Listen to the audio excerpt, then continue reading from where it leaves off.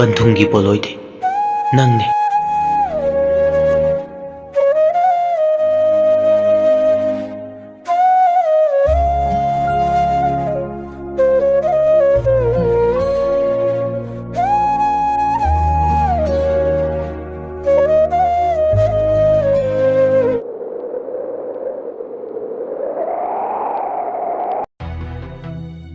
office se orga ningthem na paribo totlame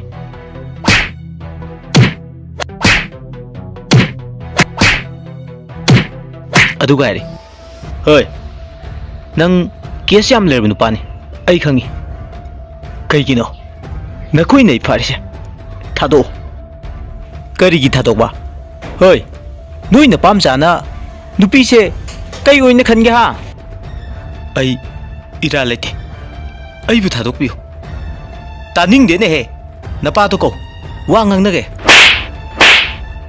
ni them na pari du tap tai ge phudal lamaga magi famfam da muk pham khre si khraba nupi du gi mama na phone tore sir misek to phabi rabra hoy phajare athubada quarter release tawrani yam nungai jare sa phone adu hek thamkhibaga ningthem magi myo singduda pari busen wairamaga ka adudagi thokiram noi kana kana lei asi thadokinu ai chaluki ge ngasi gidi hayeng amuk lake hoi fani sir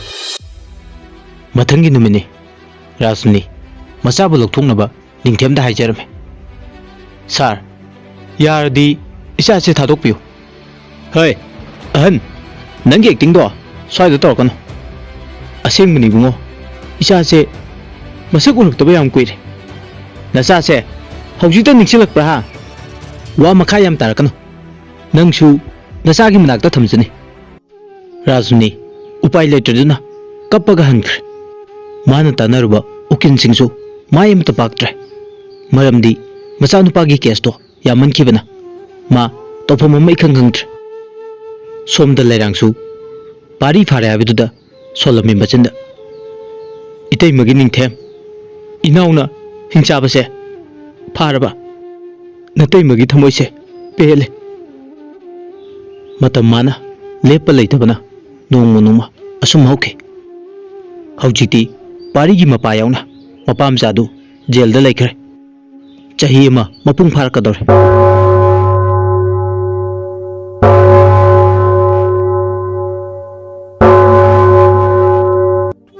ngasidi anido kota puthogadaba numit oirame ningtemsu kota chatnaba haiduna lai khuramame he ishor bungo ngasigi kesida ngaman biuko wa charamga ningtem mayambada chatlugi haraga mayumdagi tholame kesa sida victim oirabi lera ngasisu macha unadre adubuma hana dagisu phibum kharadi sukchilame mahapapi ngasidi engnaba tare kanana ngamge abado leirang machinda murum sonduna romeska court phawalame court to hek yobuka mayam just ngai narami somda ningthemi mapa macha su police singna jail du dagi lakthoga pura mi court an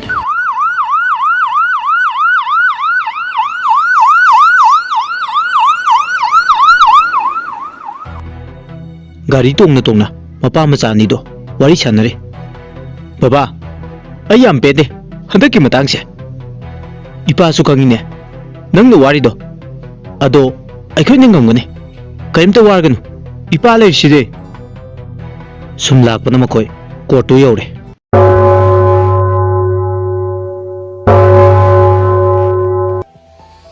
ukin sing adusu phampham da dumak phamna khra audience me amusu tel leyangi support lepa ukin mayabi mapi semi somdasu pari gi support toriba tomten wa ngang nabagi sem sari nakal amarom dana victim oirbe lerang amadi ekus pare opposite telepne kotu gi jasu nakal ni make wa tare lerangi nakal romda support toribi ukin duna amu haire sir hauki batang kun me english ngani tara mangada parina magi loina bilerangbu nupi oibigi izet lobiraga hundokpi जर्सना मखा हायु तासी नुपी ओइबिगी इज्जत लौबीरबा मतुंग लैरांगना नुमित खरनिगी मतुंग pregnant ओइरकपदा पारीना माबु लौबीबदी लायरदना लैथोकपिबा अमदी थवा साबिकिदे नाकन अमरोमदगी opposition की तोमथिना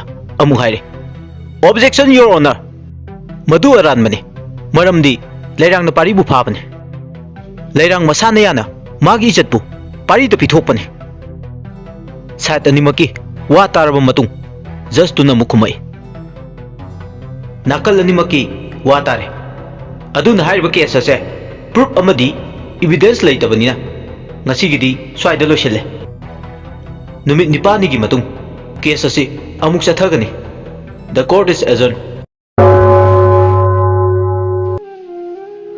जर्स एक थोकिबगा पारी मपाम सासु पुखिरमे सोमदा लैरांगदे सुम कपमबदगी वानथरामी मागी फिबम मदुबदा मयाम लोइ पाखनरमे इसिंग थोमदुना माक ग्या लाखि अदु गायरे मयाबी आइगी केसे ngमगदबा मानद्र कईगिना पुनिंग सोंथरिनो अखोय मैम लेसिदी बाय नन केमता खलुनु से नंगी केसे आइनि सोइदन ngमगनी असि हायरगा लैरांगु थेमजिन बिरमे निंगथेम नुमितुगी नुमिदांगदा वारी पुंबा मागी ममानब खाबदा फोन तौदुना हायरमे बाय मपा मचासी परा मतमिसे मथनगी केस ददी नोई मयाबिदुसु केस ngमदबा यादबने होय बाय आई सोइदना मतेंग पांगनी मागी नंग केमता वारुनु bye phone थमख्रबा मतुंग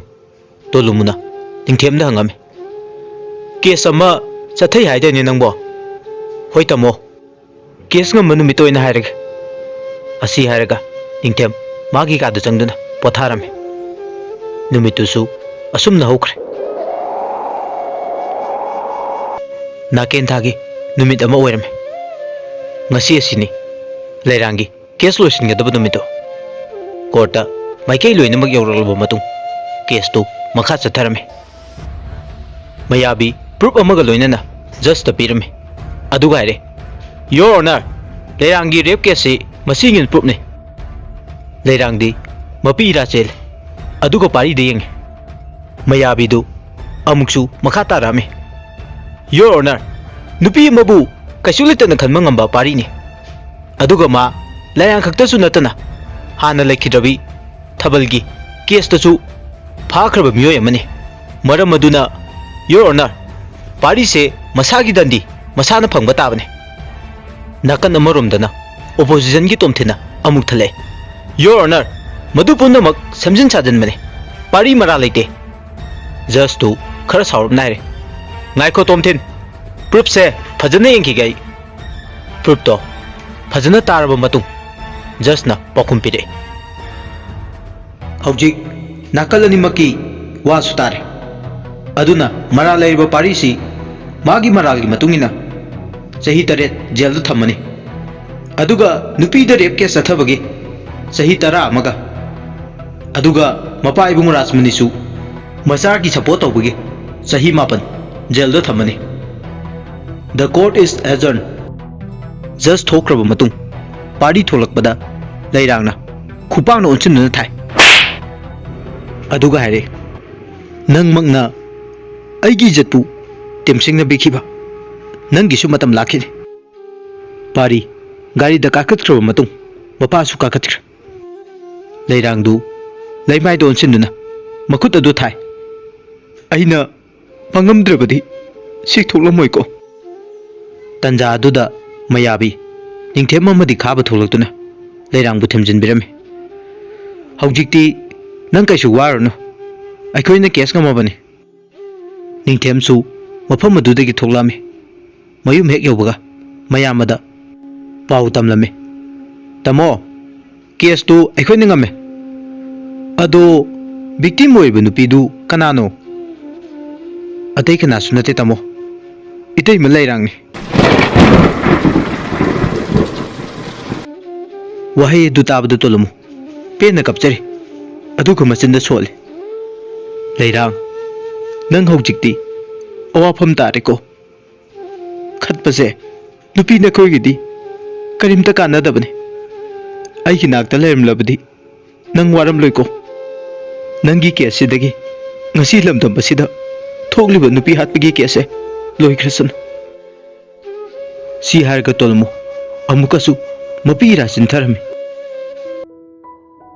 thadi leptana nomu nomugi sum hokiduna basantana yening mo pau tamlare punima numitu mage exam loiduna mama da phone tawrame ima aigi thesis su loire hayengche thoglage si haige tawbune fare fare bema ado kaidorgi ma rasi pakhat nairame bema nang hek tholaga hairagi ma hoi ma thamage dudi punima phone adu hek thamkhibaga hayeng thoknaba somda pochai yomame pochai yomba loirduna punima adu ningthemda call tawrame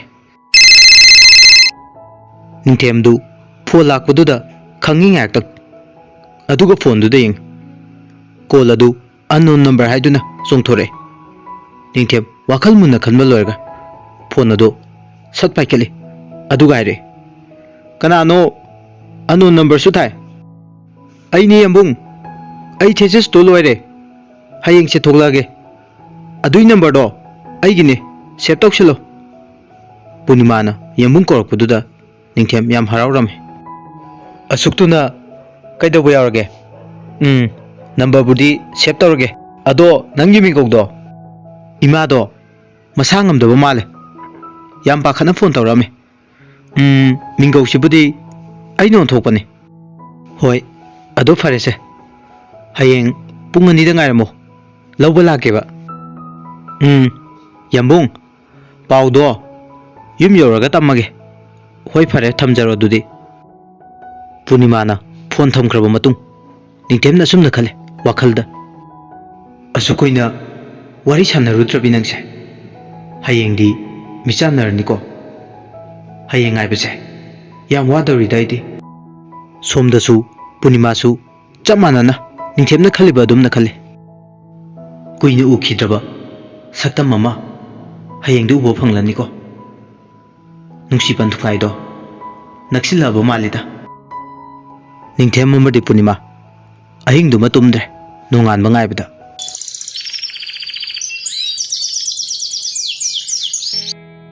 mathangi numini nongale punima flight ticket paiduna Bangalore gi airport ta phammi ngayak lerga Imphal airport ta thunglare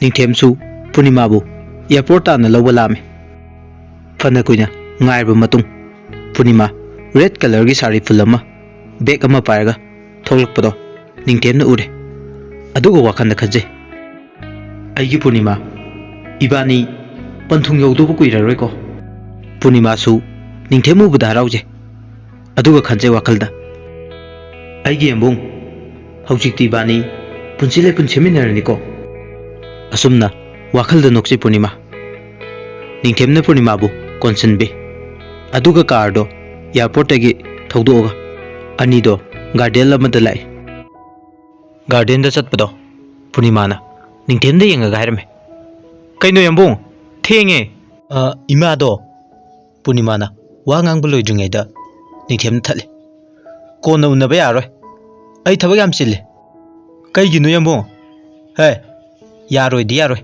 masidi punima pairap tong nai yambung wamta tana de yadre hairo kai wano yambung aina mapalamda thesis lotion bazalingai da marak ama ibani pau phongna kidabado adu kaidorage imana ai luhongbai wa lotion narame ha kana gano atai nate parigani sigi wase imana ngonda hayakpa yam kuire aduga karigi nang aingonda di haidruba ha matamdo ai nanga pau phongna kidabado yam wana lenki fare haukrabadi haukra ado hꯧjikte ai nangi nakta laedana yambung aibu punsigi thadok piganu ko hoi hꯧjikti nangbu aina amu ana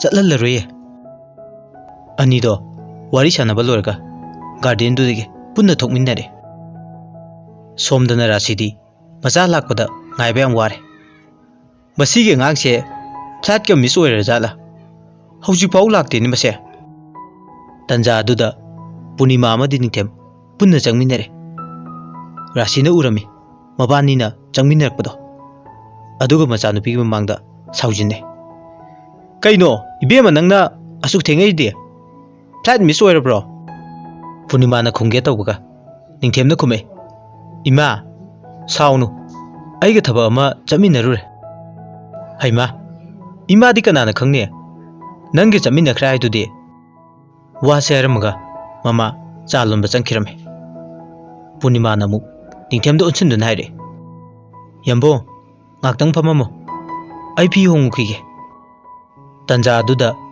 ningthemgi office tagi phone lai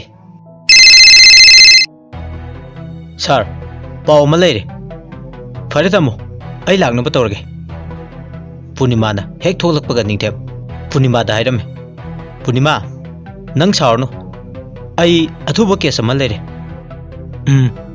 chatluru yambung fare dudi ai hallage aduga horen halaga hairage ko si hairamaga ningthem mafam dudagi chatkhirame ningthemna office to yorkpada tamakhiba pawdo ningthem tare pawdu angang bacha ma hatok pirambagi pawni ningthemna saunare karino akhoi iramdam sida tariba pawsing sibo sir handaki case di lure kamai tongni side fare ngasigi de ai hankrage thabak yam leure ningthemna mayum yorkpada mayamba chak thongba loirame ningthem madu sing thakena chakhumda change masadu tension oibaga hathu changappada pairib glass to thade ningthem kaidawre tamo khutse nanthokre si hairamaga ningthem kada changsinkre ikaiduna ningthemgi matawduda mayamadu noome kari ngangno ni sibo mai sibu nupi kainarba kaiduro somda ningthemna tension kanna karinge duda tanja aduda punima na call tawre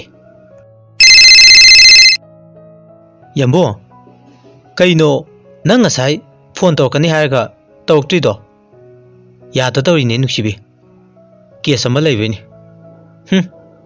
mi macha di officer oikibadagi case na wai chai ko saunu punima ngasidi yambung matha yam sai kona sanarse punima phone ado phathamki aduga wakhanda khalle kaino akhoi yumungse thawa saraktrisina natragana maise oinariba kaiduro khangdreda tumaurage hayengdi tawshange bai khangni punima adu ningthemgi wakan khana uitarame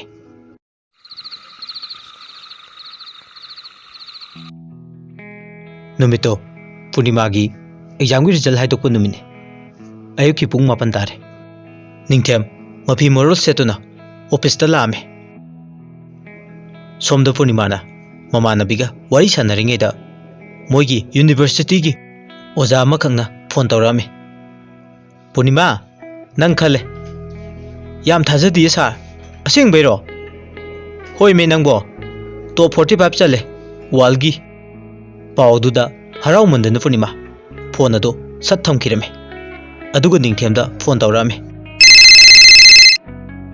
ningthem phone la ko to paikhale yambo paw nungai ba ma leire kai paw no hayo yambo ai exam pass tawre ha yam nungai nangi paw side nungai bani yambo ani do wari sandarba matung phone ado thamnakhr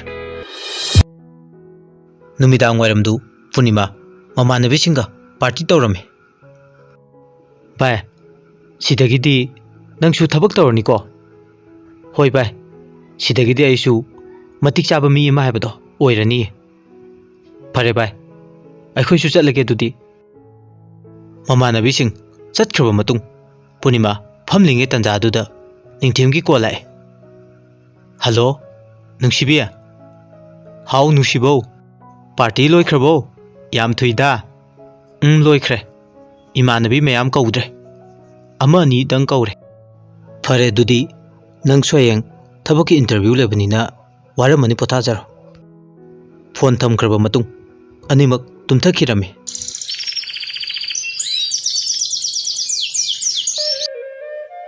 मथंगे अयुंगनी Purnima nganta hogutuna isor mabu fajana khoramjarba matung thabaki interview chatna bai dun tholai ibema nang fajana iren jana tormuko nangi thabak to hoi beima khalakpa khalakta badudi dawni masi angang sidi adumaina hainu ni nangbo hoi ba hai roiba ima fare ai chalukhige si hairamaga पूर्णिमा दो थोले निंथेम गायरमे निंथेम सोम the मयुमदगी लंबी the थोलकपद Gayri तंजा दुदा पूर्णिमा की call आए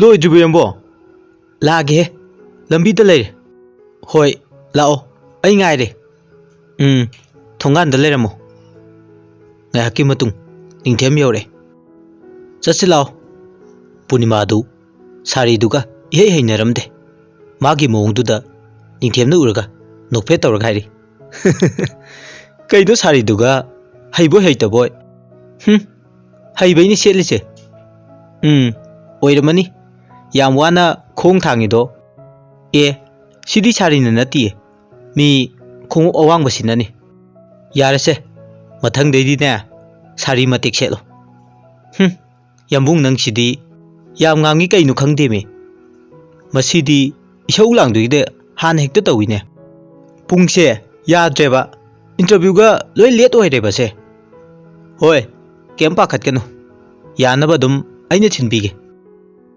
ngaki matung ani do secretariat office ta lai mafam madu hek yobaga ningthemna hare phajana torum ko Purnima all the best yambung thank you फरे फरे अदुदी यमुंग अमु चलुखिगे को होरे lobe लागे यमुंग लोइबगा हायरके निंथेम गाड़ी दो थौरगा चतख्रे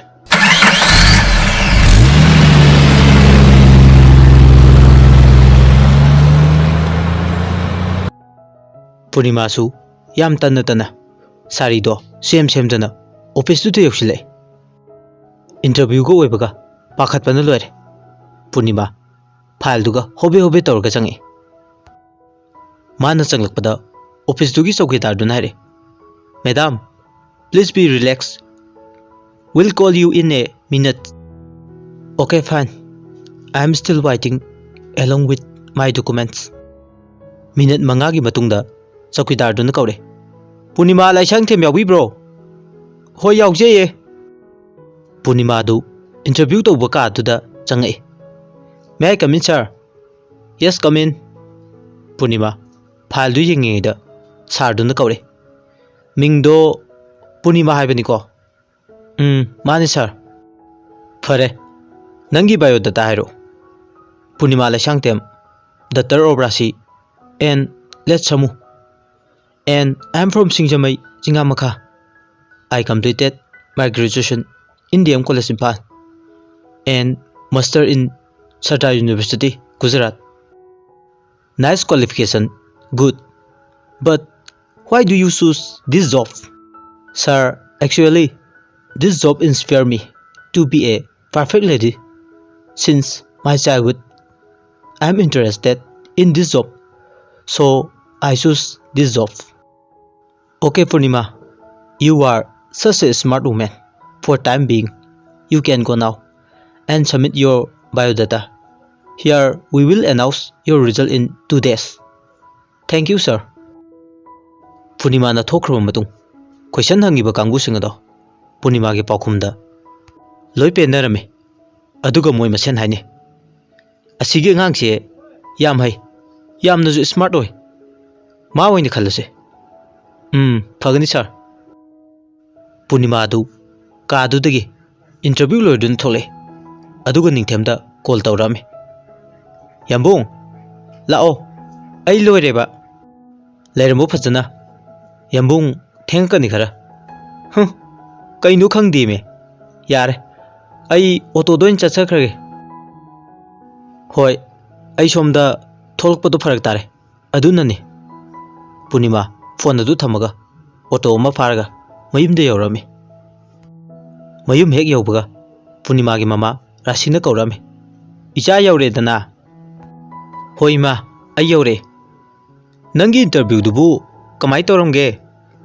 अदुम नुंगाई मा फरे इबेमा वारमनी पोथा जरूरो होय मा आई नाकता तुमखीगे पूर्णिमा दु सुम तुमथखिबना नुमिदांग वारमदु मेकअप थोले इमा पुंग क्या तारगे इबेमा पुंग तरे तारेने हौगलो हैमा आइदी वामंदना तुमथख्र मालेने नंगना नुंगाइना तुंबदुदा इमाना हौदोकपिद्रबा अदो कई इंसांग थोंगी इमा पाकनमगने सौग्रीगा लाओ चारसी होय इमा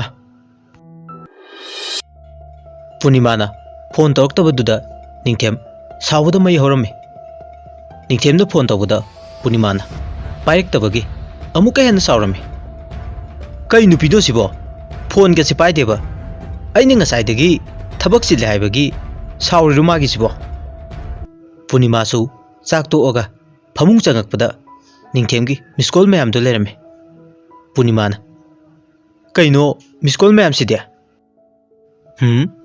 तौरोइदा साउजिनगे खरा खंगनगे मरमदी मोय नुपासे नुपी अखोइसे सानबा याम हैबने सी हारक पूर्णिमा तुमथखिरमे अदुबु निंथेमदी तुम्बा यारमदे निंथेमना वाखंदा मुखल कयाम कुइना साउदुइनो माइसे होइदा हयेंग nganta मयुमदा चटलगा लोरे नुमितु असुमना हौख्रे अहिंगदुसु अमंबा कौबा मागा मिचानरमे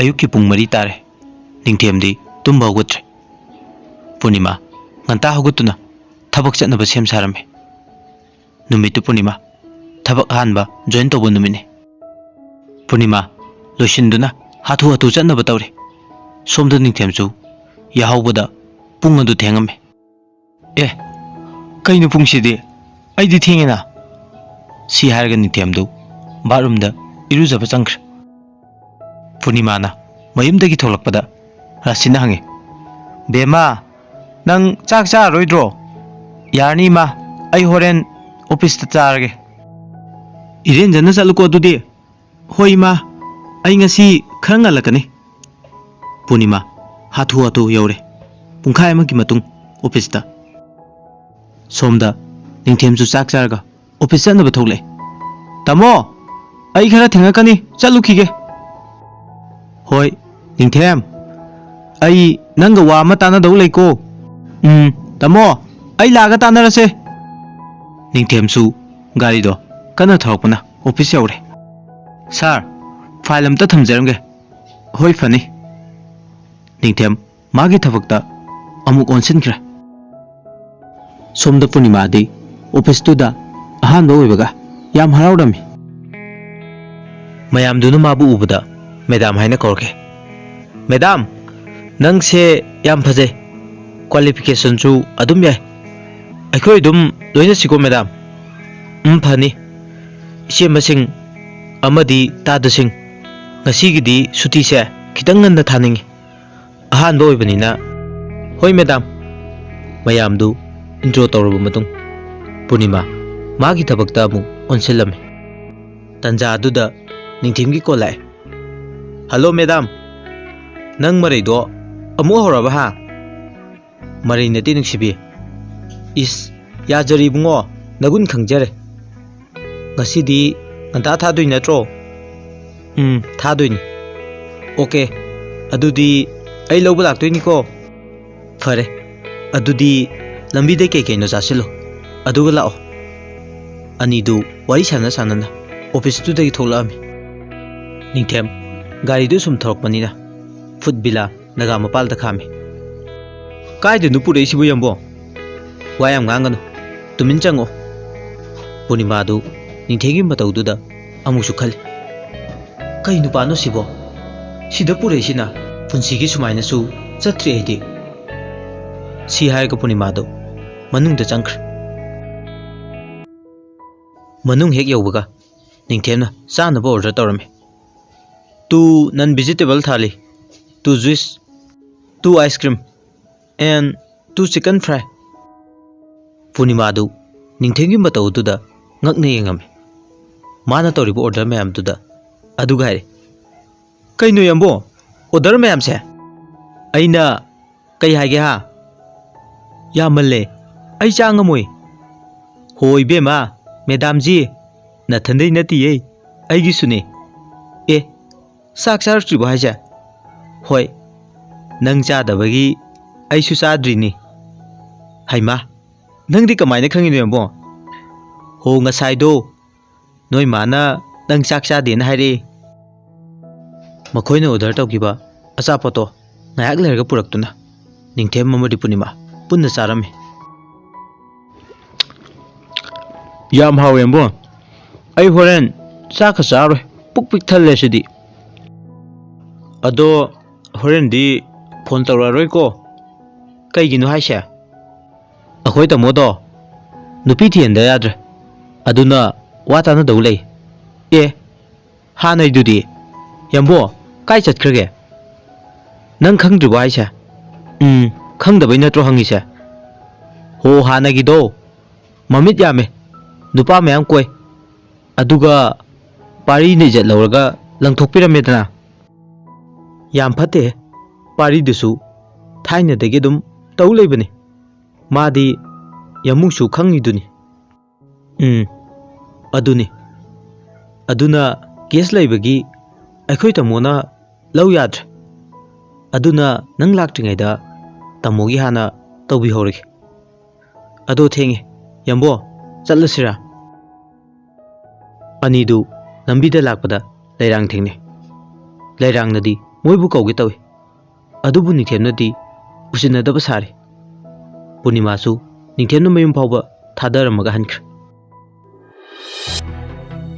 सोमदा राशिदु साउनिंगा लेरम इबेमा नंगी हैनबिदो अमु हौरबरा साउनुबैमा यमुंगा थबा अमा चलुबने फरे फरे निंथेमगा चटपोरदि इमा साउदे नुमितगी नुमिदांगदु निंथेम पूर्णिमादा कॉल तौरक्त्रे मयामगा वारी सानरमे तमो नंग अदुमाइन लेरदि यारो इतै ममा फुसिलसे मधु चटनबा यारोइने निंथेम कैदबु यारोइदिनो तमो नंग नथनता लेबदो अई येंबा ngमय हायबा फरे अदुदि तमो नंग हायबदो यारखे निंथेम वादु ताबदा याम हराउरमे अदुगा मागी ममानबी लाइजिंग लेंबिदा वारी लोइना लिरमे बाय नंग अखोई तमोगी मतेंग पांगबियु सी हायरगा वारीदो लीबा हौरे वारी लोरकपदा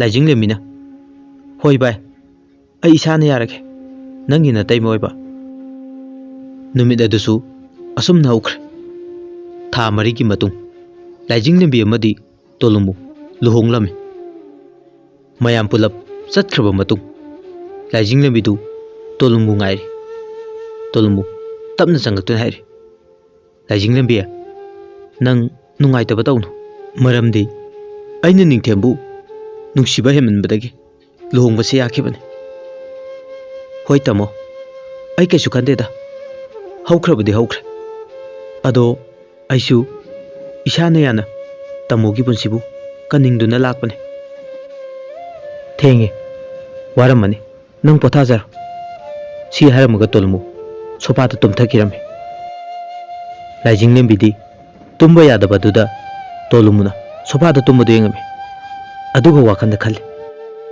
कयादा चमख्रबा मिनो मतम खरदी अई मागी पुक्चर येंखिगे वाखल खना खना लाइजिंग लेंबी मागी कादा चंगना तुम्बा थेममे अहिंगदसु ꯌꯥꯝ ꯅꯨꯡꯉꯥꯏꯅ ꯑꯁꯨꯝꯅ ꯍꯧꯈꯤꯔꯝꯃꯤ꯫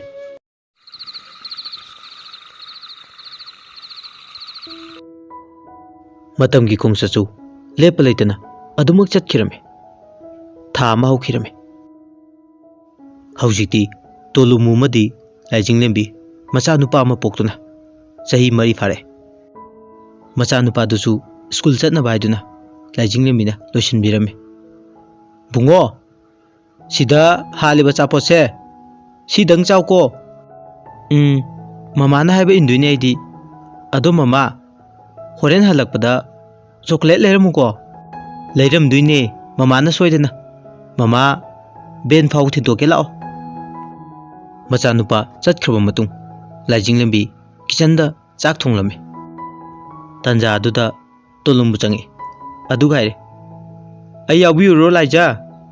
ꯌꯥꯎꯕꯤꯅꯨ ꯀꯩꯁꯨ, ꯌꯥꯔꯅꯤ ꯇꯥꯃꯣ꯫ ꯂꯥꯏꯖꯤꯡꯂꯦꯝꯕꯤ ꯆꯥꯛꯇꯨ ꯊꯣꯡꯕ ꯂꯣꯏꯔꯗꯨꯅ ꯃꯌꯥꯝ ꯆꯥꯁꯦ ꯍꯥꯏꯗꯨꯅ ꯂꯥꯎꯔꯝꯃꯤ꯫ ꯆꯥꯛ ꯆꯥꯔꯁꯤ ꯂꯥꯛꯑꯣ ꯃꯌꯥꯝ, ꯑꯩꯈꯣꯏ ꯑꯣꯐꯤꯁ ꯆꯠꯄ ꯊꯦꯡꯅꯔꯅꯤ ꯅꯠꯇ꯭ꯔꯗꯤ꯫ ꯃꯌꯥꯝꯗꯨ ꯄꯨꯟꯅ ꯆꯥꯛ ꯆꯥꯃꯤꯟꯅꯔꯝꯃꯤ꯫ ꯆꯥꯛ ꯆꯥꯕ ꯂꯣꯏꯔꯕ ꯃꯇꯨꯡ ꯂꯥꯏꯖꯤꯡꯂꯦꯝꯕꯤ ꯀꯣꯜꯂꯤꯛꯁꯤꯡ ꯑꯗꯨ ꯐꯦꯡꯉꯝꯃꯒ ꯑꯣꯐꯤꯁ ꯆꯠꯅꯕ ꯂꯣꯏꯁꯤꯟꯈ꯭ꯔꯦ꯫ ꯂꯥꯏꯖꯤꯡꯂꯦꯝꯕꯤ ꯁꯥꯔꯤꯗꯨ ꯁꯦꯝꯅ ꯍꯥꯏꯔꯦ, ꯇꯥꯃꯣ, ꯑꯉꯥꯡꯗꯣ ꯍꯣꯔꯦꯟ ꯂꯧꯕꯤꯔꯝꯃꯨꯀꯣ, ꯑꯩ ꯊꯦꯡꯉꯦ ꯆꯠꯂꯨꯈꯤꯒꯦ꯫ ꯍꯣꯏ ꯍꯣꯏ, ꯍꯣꯔꯦꯟ ꯑꯣꯐꯤꯁꯇꯩ ꯍꯜꯂꯛꯄꯗ ꯑꯩ ꯂꯧꯔꯒꯦ꯫ ꯋꯥꯁꯦ ꯍꯥꯏꯅꯔꯝꯂꯒ ꯑꯅꯤꯗꯨꯁꯨ ꯑꯣꯐꯤꯁ ꯆꯠꯅꯈꯤꯔꯝꯃꯤ꯫ ꯅꯨꯃꯤꯠꯇꯨ ꯅꯤꯡꯊꯦꯝꯗꯤ ꯑꯣꯐꯤꯁ ꯆꯠꯂꯝꯗꯦ꯫ ꯃꯁꯥ ꯉꯝꯗꯕꯩ ꯄꯣꯊꯥꯔꯝꯃꯤ꯫ ꯃꯌꯥꯝꯕ ꯑꯃꯗꯤ ꯃꯇꯩꯃꯗꯤ ꯆꯠꯈꯤꯔꯝꯃꯤ꯫ ꯌꯨꯝꯖꯥꯎ ꯑꯗꯨꯗ ꯅꯤꯡꯊꯦꯝ ꯃꯊꯟꯇꯅꯤ ꯂꯩꯍꯧꯔꯤꯁꯦ꯫ ꯅꯤꯡꯊꯦꯝ ꯇꯨꯝꯂꯤꯉꯩ ꯇꯥꯟꯖꯥ ꯑꯗꯨꯗ ꯐꯣꯟ ꯂꯥꯛꯏ꯫ ꯌꯥꯝꯕꯣ, ꯀꯌꯥꯝ ꯀꯟꯅ ꯉꯝꯗ꯭ꯔꯤꯅꯣ? ꯌꯥꯝ ꯀꯟꯅ ꯉꯝꯗꯕ ꯅꯠꯇꯦꯗ, ꯉꯔꯥꯡ ꯅꯣꯡ ꯍꯥꯏꯐꯦꯠ ꯆꯣꯠꯈ꯭ꯔꯦ꯫ ꯍꯤꯗꯥꯛ ꯆꯥꯗ꯭ꯔꯕꯣ? ꯑꯗꯣ ꯅꯥꯍꯟꯒꯅꯨꯀꯣ꯫ ꯆꯥꯏꯌꯦ ꯐꯅꯕ, ꯑꯩꯁꯨ ꯈꯪꯉꯦ ꯅꯪꯅ ꯋꯥꯔꯤꯗꯣ꯫ ꯐꯔꯦ ꯌꯥꯝꯕꯨꯡ, ꯅꯪ ꯄꯣꯊꯥꯖꯔꯣ, ꯑꯩ ꯊꯝꯃꯒꯦ꯫ ꯄꯨꯔꯅꯤꯃꯥ ꯐꯣꯟ ꯑꯗꯨ ꯍꯦꯛ ꯊꯝꯈꯤꯕꯒ ꯃꯥꯒꯤ ꯊꯕꯛꯁꯤꯡꯗꯣ ꯑꯃꯨꯛ ꯇꯧꯏ꯫ ꯔꯥꯁꯤꯁꯨ ꯁꯣꯝꯗ ꯃꯄꯥꯝꯗ ꯖꯩꯒ ꯆꯠꯇꯨꯒꯤ ꯇꯧꯔꯝꯃꯤ꯫ ꯏꯕꯨꯡꯉꯣ, ꯅꯆꯦ ꯂꯣꯏꯔꯦ ꯂꯥꯛꯑꯒꯦ꯫ ꯍꯣꯏ ꯏꯆꯦ, ꯃꯤ ꯂꯣꯏ ꯂꯥꯛꯅꯔꯦ ꯂꯥꯛꯑꯣ꯫ ꯑꯃꯔꯣꯝꯗꯅ ꯄꯥꯔꯤ ꯃꯄꯥꯝꯆꯥꯗꯨ ꯖꯦꯜꯗ ꯑꯁꯨꯝꯅ ꯋꯥꯔꯤ ꯁꯥꯟꯅꯔꯝꯃꯤ꯫ ꯕꯕꯥ, ꯍꯟꯗꯛꯇꯤ ꯑꯩꯈꯣꯏꯁꯨ ꯂꯦꯝꯃꯁꯦ꯫ ꯀꯔꯤ ꯍꯥꯏꯕ ꯅꯪꯒꯤꯗꯣ? ꯕꯕꯥ, ꯑꯩꯈꯣꯏꯅ ꯇꯧꯔꯨꯕ ꯃꯌꯥꯝꯗꯣ ꯑꯩ ꯂꯥꯜꯂꯦ ꯈꯪꯉꯦ ꯉꯁꯤꯗꯤ꯫ ꯏꯆꯥꯅ ꯂꯝꯕꯤ ꯆꯨꯝꯃꯛꯄꯁꯦ ꯏꯄꯥꯗ ꯍꯔꯥꯎꯏꯅꯦ꯫ ꯅꯨꯃꯤꯠꯇꯨꯒꯤ ꯅꯨꯃꯤꯗꯥꯡ ꯋꯥꯏꯔꯝ ꯄꯨꯔꯅꯤꯃꯥ ꯑꯣꯐꯤꯁꯇꯒꯤ ꯍꯜꯂꯛꯇꯨꯅ ꯄꯣꯊꯥꯔꯝꯃꯤ꯫ ꯏꯃꯥ, ꯑꯩꯈꯣꯏ ꯀꯩ ꯏꯟꯖꯥꯡ ꯊꯣꯡꯗꯣꯏꯅꯣ? ꯍꯪꯒꯥꯝ ꯊꯣꯡꯉꯁꯤ ꯏꯕꯦꯝꯃ꯫ ꯁꯣꯝꯗ ꯅꯤꯡꯊꯦꯝꯁꯨ ꯀꯟꯅ ꯅꯥꯔꯕꯅꯤꯅ ꯄꯨꯔꯅꯤꯃꯥ ꯐꯣꯟ ꯇꯧꯔꯨꯗ꯭ꯔꯦ꯫ ꯂꯤꯌꯣ ꯀꯥꯗ ꯆꯪꯉꯛꯏ꯫ ꯂꯤꯌꯣꯁꯦ ꯇꯨꯂꯨꯃꯨ ꯑꯃꯗꯤ ꯂꯥꯏꯖꯤꯡꯂꯦꯝꯕꯤꯒꯤ ꯃꯆꯥꯅꯨꯄꯥꯅꯤ꯫ ꯀꯀꯥ, ꯑꯁꯤꯒꯤ ꯕꯣꯜꯁꯦ ꯂꯥꯝꯕꯤꯌꯣ꯫ ꯍꯣꯏ ꯍꯣꯏ, ꯁꯦ ꯁꯥꯟꯅꯔꯣꯁꯦ꯫ ꯀꯀꯥ, ꯑꯩꯒꯤ ꯆꯣꯀ꯭ꯂꯦꯠꯇꯤ ꯀꯗꯥꯏ? ꯍꯩꯃꯥ, ꯀꯀꯥ ꯀꯥꯎꯔꯦꯅꯦ ꯉꯁꯤꯗꯤ, ꯍꯌꯦꯡ ꯂꯩꯕꯤꯔꯒꯦ꯫ ꯌꯥꯔꯣꯏꯗꯤ ꯌꯥꯔꯣꯏ, ꯑꯩꯗꯤ ꯁꯨꯡꯌꯥ ꯌꯥꯔꯣꯏ ꯍꯥꯏꯁꯤꯅꯤ꯫ ꯑꯉꯥꯡ ꯑꯗꯨ ꯀꯞꯄ ꯍꯧꯔꯛꯑꯝꯃꯤ꯫ ꯅꯤꯡꯊꯦꯝꯁꯨ ꯅꯥꯕꯅꯤꯅ ꯊꯦꯝꯕꯗꯣ ꯉꯝꯗ꯭ꯔꯦ꯫ ꯂꯥꯏꯖꯤꯡꯂꯦꯝꯕꯤ ꯑꯉꯥꯡ ꯀꯞꯄ ꯇꯥꯔꯗꯨꯅ ꯅꯤꯡꯊꯦꯝꯒꯤ ꯀꯥꯗ ꯂꯥꯛꯏ꯫ ꯂꯥꯛꯑꯣ ꯕꯨꯡꯉꯣ, ꯀꯀꯥꯁꯦ ꯅꯥꯔꯤꯕꯅꯤ, ꯄꯣꯊꯥꯖꯔꯁꯅꯨ꯫ ꯁꯤ ꯍꯥꯏꯔꯝꯃꯒ ꯃꯆꯥꯅꯨꯄꯥꯗꯣ ꯀꯥꯗꯨꯗꯒꯤ ꯄꯨꯊꯣꯛꯈꯤꯔꯝꯃꯤ꯫ ꯅꯨꯃꯤꯠ 8ꯅꯤꯒꯤ ꯃꯇꯨꯡ ꯅꯤꯡꯊꯦꯝꯁꯨ ꯅꯥꯕ ꯐꯗꯨꯅ ꯊꯕꯛ ꯀꯥꯕ ꯍꯧꯔꯝꯃꯤ꯫ ꯄꯨꯔꯅꯤꯃꯥꯁꯨ ꯊꯕꯛ ꯌꯥꯝ ꯆꯤꯟꯕ ꯇꯟꯖꯥ ꯑꯣꯏꯔꯝꯃꯤ꯫ ꯌꯥꯝꯕꯣ, ꯀꯩꯗꯧꯔꯦ? ꯀꯩꯅꯣ ꯍꯦ ꯄꯥꯎꯈꯨꯝꯁꯤꯗꯤ? ꯌꯥꯝꯕꯣ, ꯑꯩ ꯊꯕꯛ ꯌꯥꯝ ꯆꯤꯜꯂꯦ, ꯊꯝꯃꯒꯦ꯫ ꯍꯣꯏ, ꯊꯝꯖꯔꯣ ꯊꯝꯖꯔꯣ꯫ ꯅꯤꯡꯊꯦꯝ ꯁꯥꯎꯅ ꯐꯣꯟ ꯑꯗꯨ ꯊꯝꯈꯤ꯫ ꯅꯤꯡꯊꯦꯝꯅ ꯈꯜꯂꯤ ꯋꯥꯈꯜꯗ, ꯀꯔꯤꯅꯣ ꯑꯩꯈꯣꯏ ꯃꯦꯗꯥꯝꯁꯤꯁꯦ ꯊꯕꯛ ꯍꯦꯛ ꯇꯧꯈꯤꯕꯗꯒꯤ ꯁꯪꯗ꯭ꯔꯦꯅꯦ ꯑꯃꯇ꯫ ꯋꯥꯈꯜ ꯈꯟꯕ ꯂꯣꯏꯔꯒ ꯅꯤꯡꯊꯦꯝ ꯃꯌꯨꯝꯗ ꯍꯜꯂꯛꯑꯝꯃꯤ꯫ ꯅꯤꯡꯊꯦꯝꯅ ꯍꯜꯂꯛꯄꯗ ꯃꯌꯥꯝꯕꯒꯤ ꯃꯆꯥꯅꯨꯄꯥ ꯂꯤꯌꯣ ꯅꯤꯡꯉꯥꯏ ꯇꯧꯔꯝꯃꯤ꯫ ꯀꯀꯥ ꯀꯀꯥ, ꯑꯩꯒꯤ ꯆꯣꯀ꯭ꯂꯦꯠꯇꯤ? ꯂꯥꯏꯔꯤꯛꯇꯤ ꯆꯠꯂꯣ꯫ ꯑꯉꯥꯡ ꯑꯗꯨ ꯀꯞꯈꯤ꯫ ꯅꯤꯡꯊꯦꯝꯅ ꯑꯃꯨꯛ ꯊꯦꯝꯃꯤ꯫ ꯂꯩꯔꯩꯁꯦ ꯀꯀꯥꯅ, ꯐꯥꯒꯤ ꯇꯧꯕꯅꯦꯕ꯫ ꯊꯦꯡꯀ꯭ꯌꯨ ꯀꯀꯥ, ꯑꯩ ꯃꯃꯥꯒꯤ ꯅꯥꯛꯇ ꯆꯠꯂꯦ꯫ ꯑꯁꯤ ꯍꯥꯏꯔꯝꯃꯒ ꯑꯉꯥꯡꯗꯨ ꯅꯤꯡꯊꯦꯝꯒꯤ ꯀꯥꯗꯒꯤ ꯊꯣꯛꯈ꯭ꯔꯦ꯫ नुमिदांग वारमगी मतमने पूर्णिमा चाक थोंदुना लेरमे चाक लोरकपदा निंथेंगी कॉल लाक्त्रबदुदा मा पाखलमे कई नुपानो सिबो अइना फोन तौद्रगदी मासु तौरक्तेबा असुमना मचिंदा सोलिंगैदुदा निंथेंगी कॉल तौरामे माई स्वीटी कैदौरिगे अई स्वीटी कौदेको मसीदी कैनोनेदा लाक्नरगा यामो नंग याम हेमले हो अखोइदी हेजदे मेदामना थबक चिनबदुदा उनबसु फंगद्रे अदुबु अइनरो बहा मतंग मतंगननी खंगीदा यमुंगसु अदो हारगा कैदौरगे मो हो नंगसे इनाकता थमनिंगे इस याद्रो अदुबु यमो याद्रदि कैनो हे हौजिक्ति इबानीमक मतिक चारसिदि अदुनेबा यमु इबानी निंगबु लोय थुंगनरनी होइने थुंगदोरबने नुसिबी यमो अय याम वारे थबक मयाम तौरुबगे अदो तुमसे तुमसे अदुदी हयंग ताना अमुक सानरसिको अनिदो फोन थमनख्रे नुमितुसु असुमना हौखिरमे नुमित तरेनी हौख्रब मतुंग नोंमा पूर्णिमा ऑफिसदा लेरिंगी तंजाने पूर्णिमाना फाइल अमा येंगिङैदा पूर्णिमागी बेगदो अदुदगी फोन लाक्पगी मखोल अमा तारमे पूर्णिमा फोनदो लाक्पदा खंगदुना हौगले अदुगा बेगदगी फोनदो सतोगा कनागिनो हाइदुन येंगबदा निंथेमगी कॉल लरमे हेलो नुंसिबी हाउ इसिबो थबक लोइदौ क्याम वालिगे वात्र खितंग गाइरे फरे अदुदी अई लौबा लाके नंग चलमखिनुको खरदी थुरो यंबुंग होय अई गाड़ी थौदोबने मिनट 5 की मनुंगदा सोइदने यौरानी होय होय लाओ गाइरमगे औ लंबीदा लेरे बाई मैयाकी मतुंग निंथेम योक्तुना पूर्णिमा की रूम तान चंगे पूर्णिमा दु निंथेमना चंगकपदा पाइथोगा मुरुम सोलगा लेरमबदो निंथेमना उरे अदुगा लाक्नरम इतु से साबो मालिदा कौबिरकनु चो लाओ चलसे सावरनोबा कायदा अखोय युमदा अई ngemkiro आइसिनी कैनो हे अंगावबिसिदी हौजिक्ति इबानी से मतिक चारे कैनो अदु ओइरसु सही अनि तंगदि गाइकिसे ए ngमोइको सही अनि दि करिगि ngमोइदिबा मी इमानबा मयामदि मसा याउनख्रे अदुगा अइने सिदा पाखंग अरिबो ओइरि हाइमा यमुंगसिदी सावबिगा तवे यारे खंगे नंग मैक वारी सानरबा मतुंग निंथेमना पूर्णिमाबु ममित गुप्त मखै येंगजरे अदुगा मथानुदा चेना कोनसले पूर्णिमासु निंथेमना कोलंबदो ngayak lerga satue aduga mabani फना कुइना मिचानरबा मतुंग मबानी कादुदि थोगलामे ससिलाओ अदो यंबो होरेन फोन तौरपा काउनु ओ काउरोये नुक्सिबी असि हारगा पूर्णिमाबु गाइदा काखनबा मागी गारीगी थोंदो हांगतोकपिरमे पूर्णिमाबु गाइदा हापबा मतुंग निंथेमना मयिमदा थादरमे अदुगु निंथेमसु मयिम ताना हनख्रे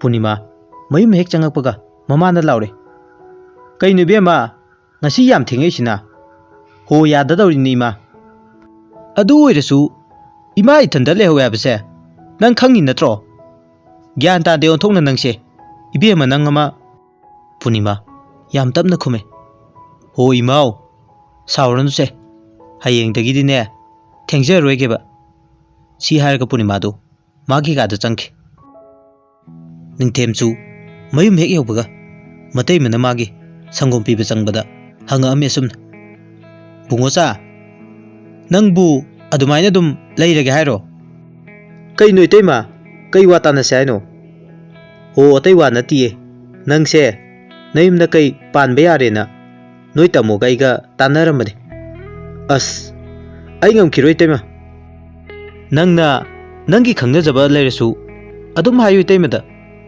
ꯂꯩꯇ꯭ꯔꯗꯤ ꯅꯨꯄꯤ ꯍꯥꯏꯔꯨꯔꯗꯧꯕꯅꯤ ꯑꯁ ꯏꯇꯩꯃ ꯑꯃꯗꯤ ꯂꯩ ꯑꯗꯣ ꯑꯩ ꯃꯉꯣꯟꯗ ꯍꯪꯉꯛꯈꯤꯒꯦ ꯍꯣꯏꯅꯦ ꯀꯥꯏꯗꯦ ꯀꯥꯏꯗꯦ ꯐꯖꯅ ꯈꯪꯅꯧ ꯏꯇꯩꯃꯅ ꯍꯥꯏꯕꯗꯤ ꯂꯨꯍꯣꯡꯕꯁꯦ ꯍꯥꯊꯨ ꯍꯥꯊꯨ ꯍꯣꯡꯗ꯭ꯔꯁꯨ ꯃꯇꯝ ꯂꯦꯞꯄ ꯐꯥꯎꯗꯤ ꯑꯗꯨꯗꯤ ꯐꯩꯗꯅ ꯅꯪꯁꯨ ꯍꯧꯖꯤꯛꯇꯤ ꯃꯇꯤꯛ ꯆꯥꯔꯦ ꯑꯗꯨꯅꯅꯤ ꯏꯇꯩꯃꯅ ꯍꯥꯏꯁꯦ ꯍꯣꯏ ꯏꯇꯩꯃ ꯑꯩ ꯑꯝꯇ ꯈꯜꯂꯛꯈꯤꯒꯦ ꯐꯖꯅ ꯈꯜꯂꯣ ꯏꯇꯩꯃꯁꯨ ꯆꯠꯂꯒꯦꯁꯦ ꯁꯤ ꯊꯛꯆꯤꯜꯂꯨꯀꯣ ꯁꯪꯒꯣꯝꯗꯨ ꯇꯦꯕꯜꯗ ꯊꯅꯝꯗꯨꯅ ꯃꯇꯩꯃꯗꯨ ꯆꯠꯈ꯭ꯔꯦ ꯃꯇꯩꯃ ꯆꯠꯈ꯭ꯔꯕ ꯃꯇꯨꯡ ꯅꯤꯡꯊꯦꯝ ꯉꯥꯏꯍꯥꯛ ꯋꯥꯈꯜ ꯈꯟꯗꯨꯅ ꯂꯩ ꯋꯥꯈꯜ ꯈꯜꯂꯤꯉꯩꯗꯨꯗ ꯆꯥꯛ ꯆꯥꯁꯤ ꯂꯥꯛꯑꯣ ꯍꯥꯏꯗꯨꯅ ꯃꯇꯩꯃꯅ ꯀꯧꯔꯛꯏ ꯆꯥꯛ ꯆꯥꯔꯕ ꯃꯇꯨꯡ ꯇꯨꯝꯂꯝꯗꯥꯏꯒꯤ ꯐꯃꯨꯡꯗ ꯆꯪꯗꯨꯅ ꯐꯝꯂꯒ ꯂꯩ ꯅꯤꯡꯊꯦꯝ ꯁꯣꯝꯗ ꯄꯨꯔꯅꯤꯃꯥꯁꯨ ꯀꯣꯜ ꯂꯤꯛ ꯐꯦꯡꯕ ꯂꯣꯏꯔꯗꯨꯅ ꯐꯝ ꯊꯥꯔꯤꯉꯩꯗ ꯄꯨꯔꯅꯤꯃꯥꯒꯤ ꯐꯣꯟꯗꯣ ꯔꯤꯡ ꯂꯥꯛꯑꯦ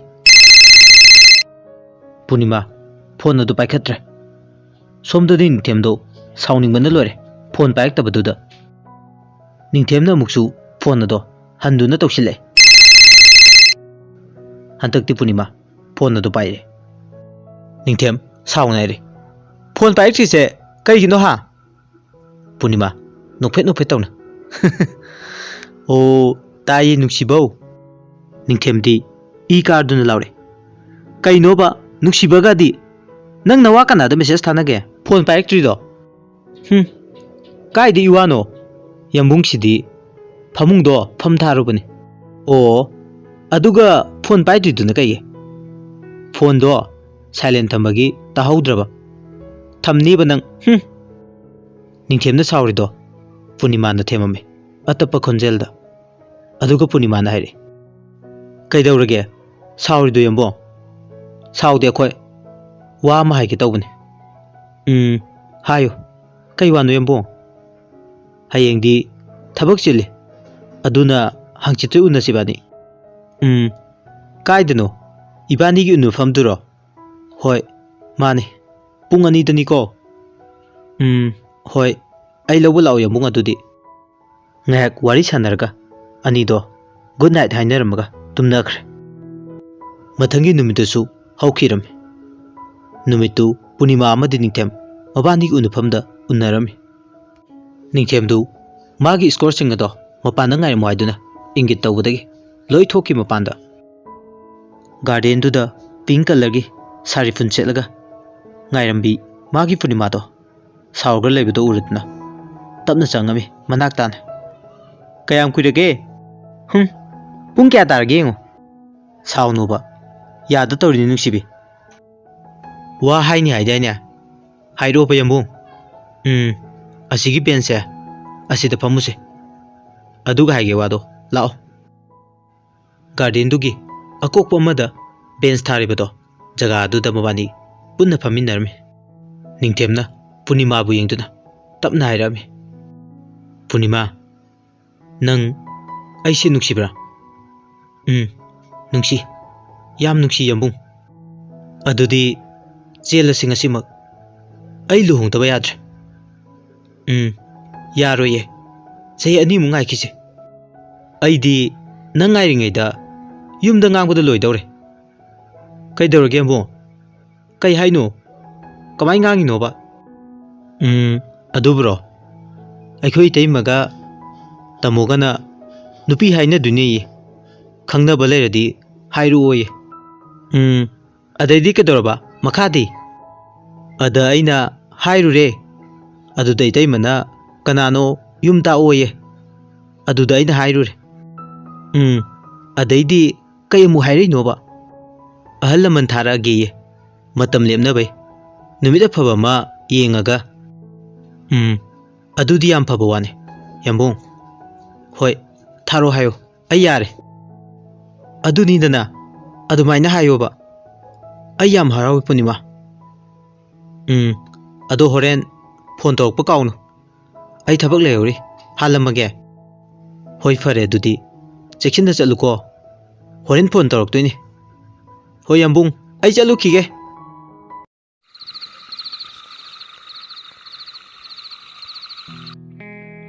नुमिदांग पूर्णिमा ममा का वा तानरब मतुंग पूर्णिमा मागी कादा चंगदुना तुमथरमे तंजा अदुदा निंथेमना कॉल तौरे कइदौरिनो नंगबो हो पामु बौ नंगी कॉल ngairamiने अस थमोय महिगा लोय हैदरे सिदि नुसिबि हैददति कइनो इबानी गी निंगबा थुंगदोरबने यंबुंग मितकुपसिनिको इबानी न ngaइरेसे पूर्णिमा दु वारी सुम सारंबदगी उइथरे निंथेमना कवे हेलो हेलो नुसिबिया ताद्र माले वारमलनी पोथाजरसनु ngasidi mana tumbase makhol tage phone se adum pairake ningthemsu wadu hairamaga adum tumthakre matam masu ahinga oinarame numit adusu asum naukre numit amadi thasu sum hokibana chahi ani gi matung ningthemoi gi yumgi misingdo punima hoida laktuna punima se mamu oijege haiduna lakpa numit ni राशिगा मागी मोपा नुपा इबोहलगना मांगोंदा मी लाकपा उरुदुना अंगांग कहिदा फिदा थालोना फिदा थालामे निंगथेमगी मैंबा तोलमु लुक्थदुना दंदबो छांगना तवे मधु Ubud पूर्णिमागी मकु इबोलना यारे यारे हाइदुना Rashida येंगी इनेगा तादगा ngasi aina laksiribasigi maramse hayu tasi nangna hairaga aikoina लेपतोबु फिरिबने अतै नते दैने इनेगी चानुपी पूर्णिमा से अखोय निंगथेमगी इनाउ नुपी ओइजेगे तौबने मसिदा इने होगी वाफमना करिनो ताकपियु पूर्णिमा गी मखुरा इबोल कुइने खल्लगा हाइरामे इबुंगो होइना हाइबदो इचेगा अखोयगा दिया जरे अदुना अफबा था अमा येंगागा चाउनु लुहोंग पिरसे अदुदी भक्ति अमता तौजेगे जोय जोय जोय जोय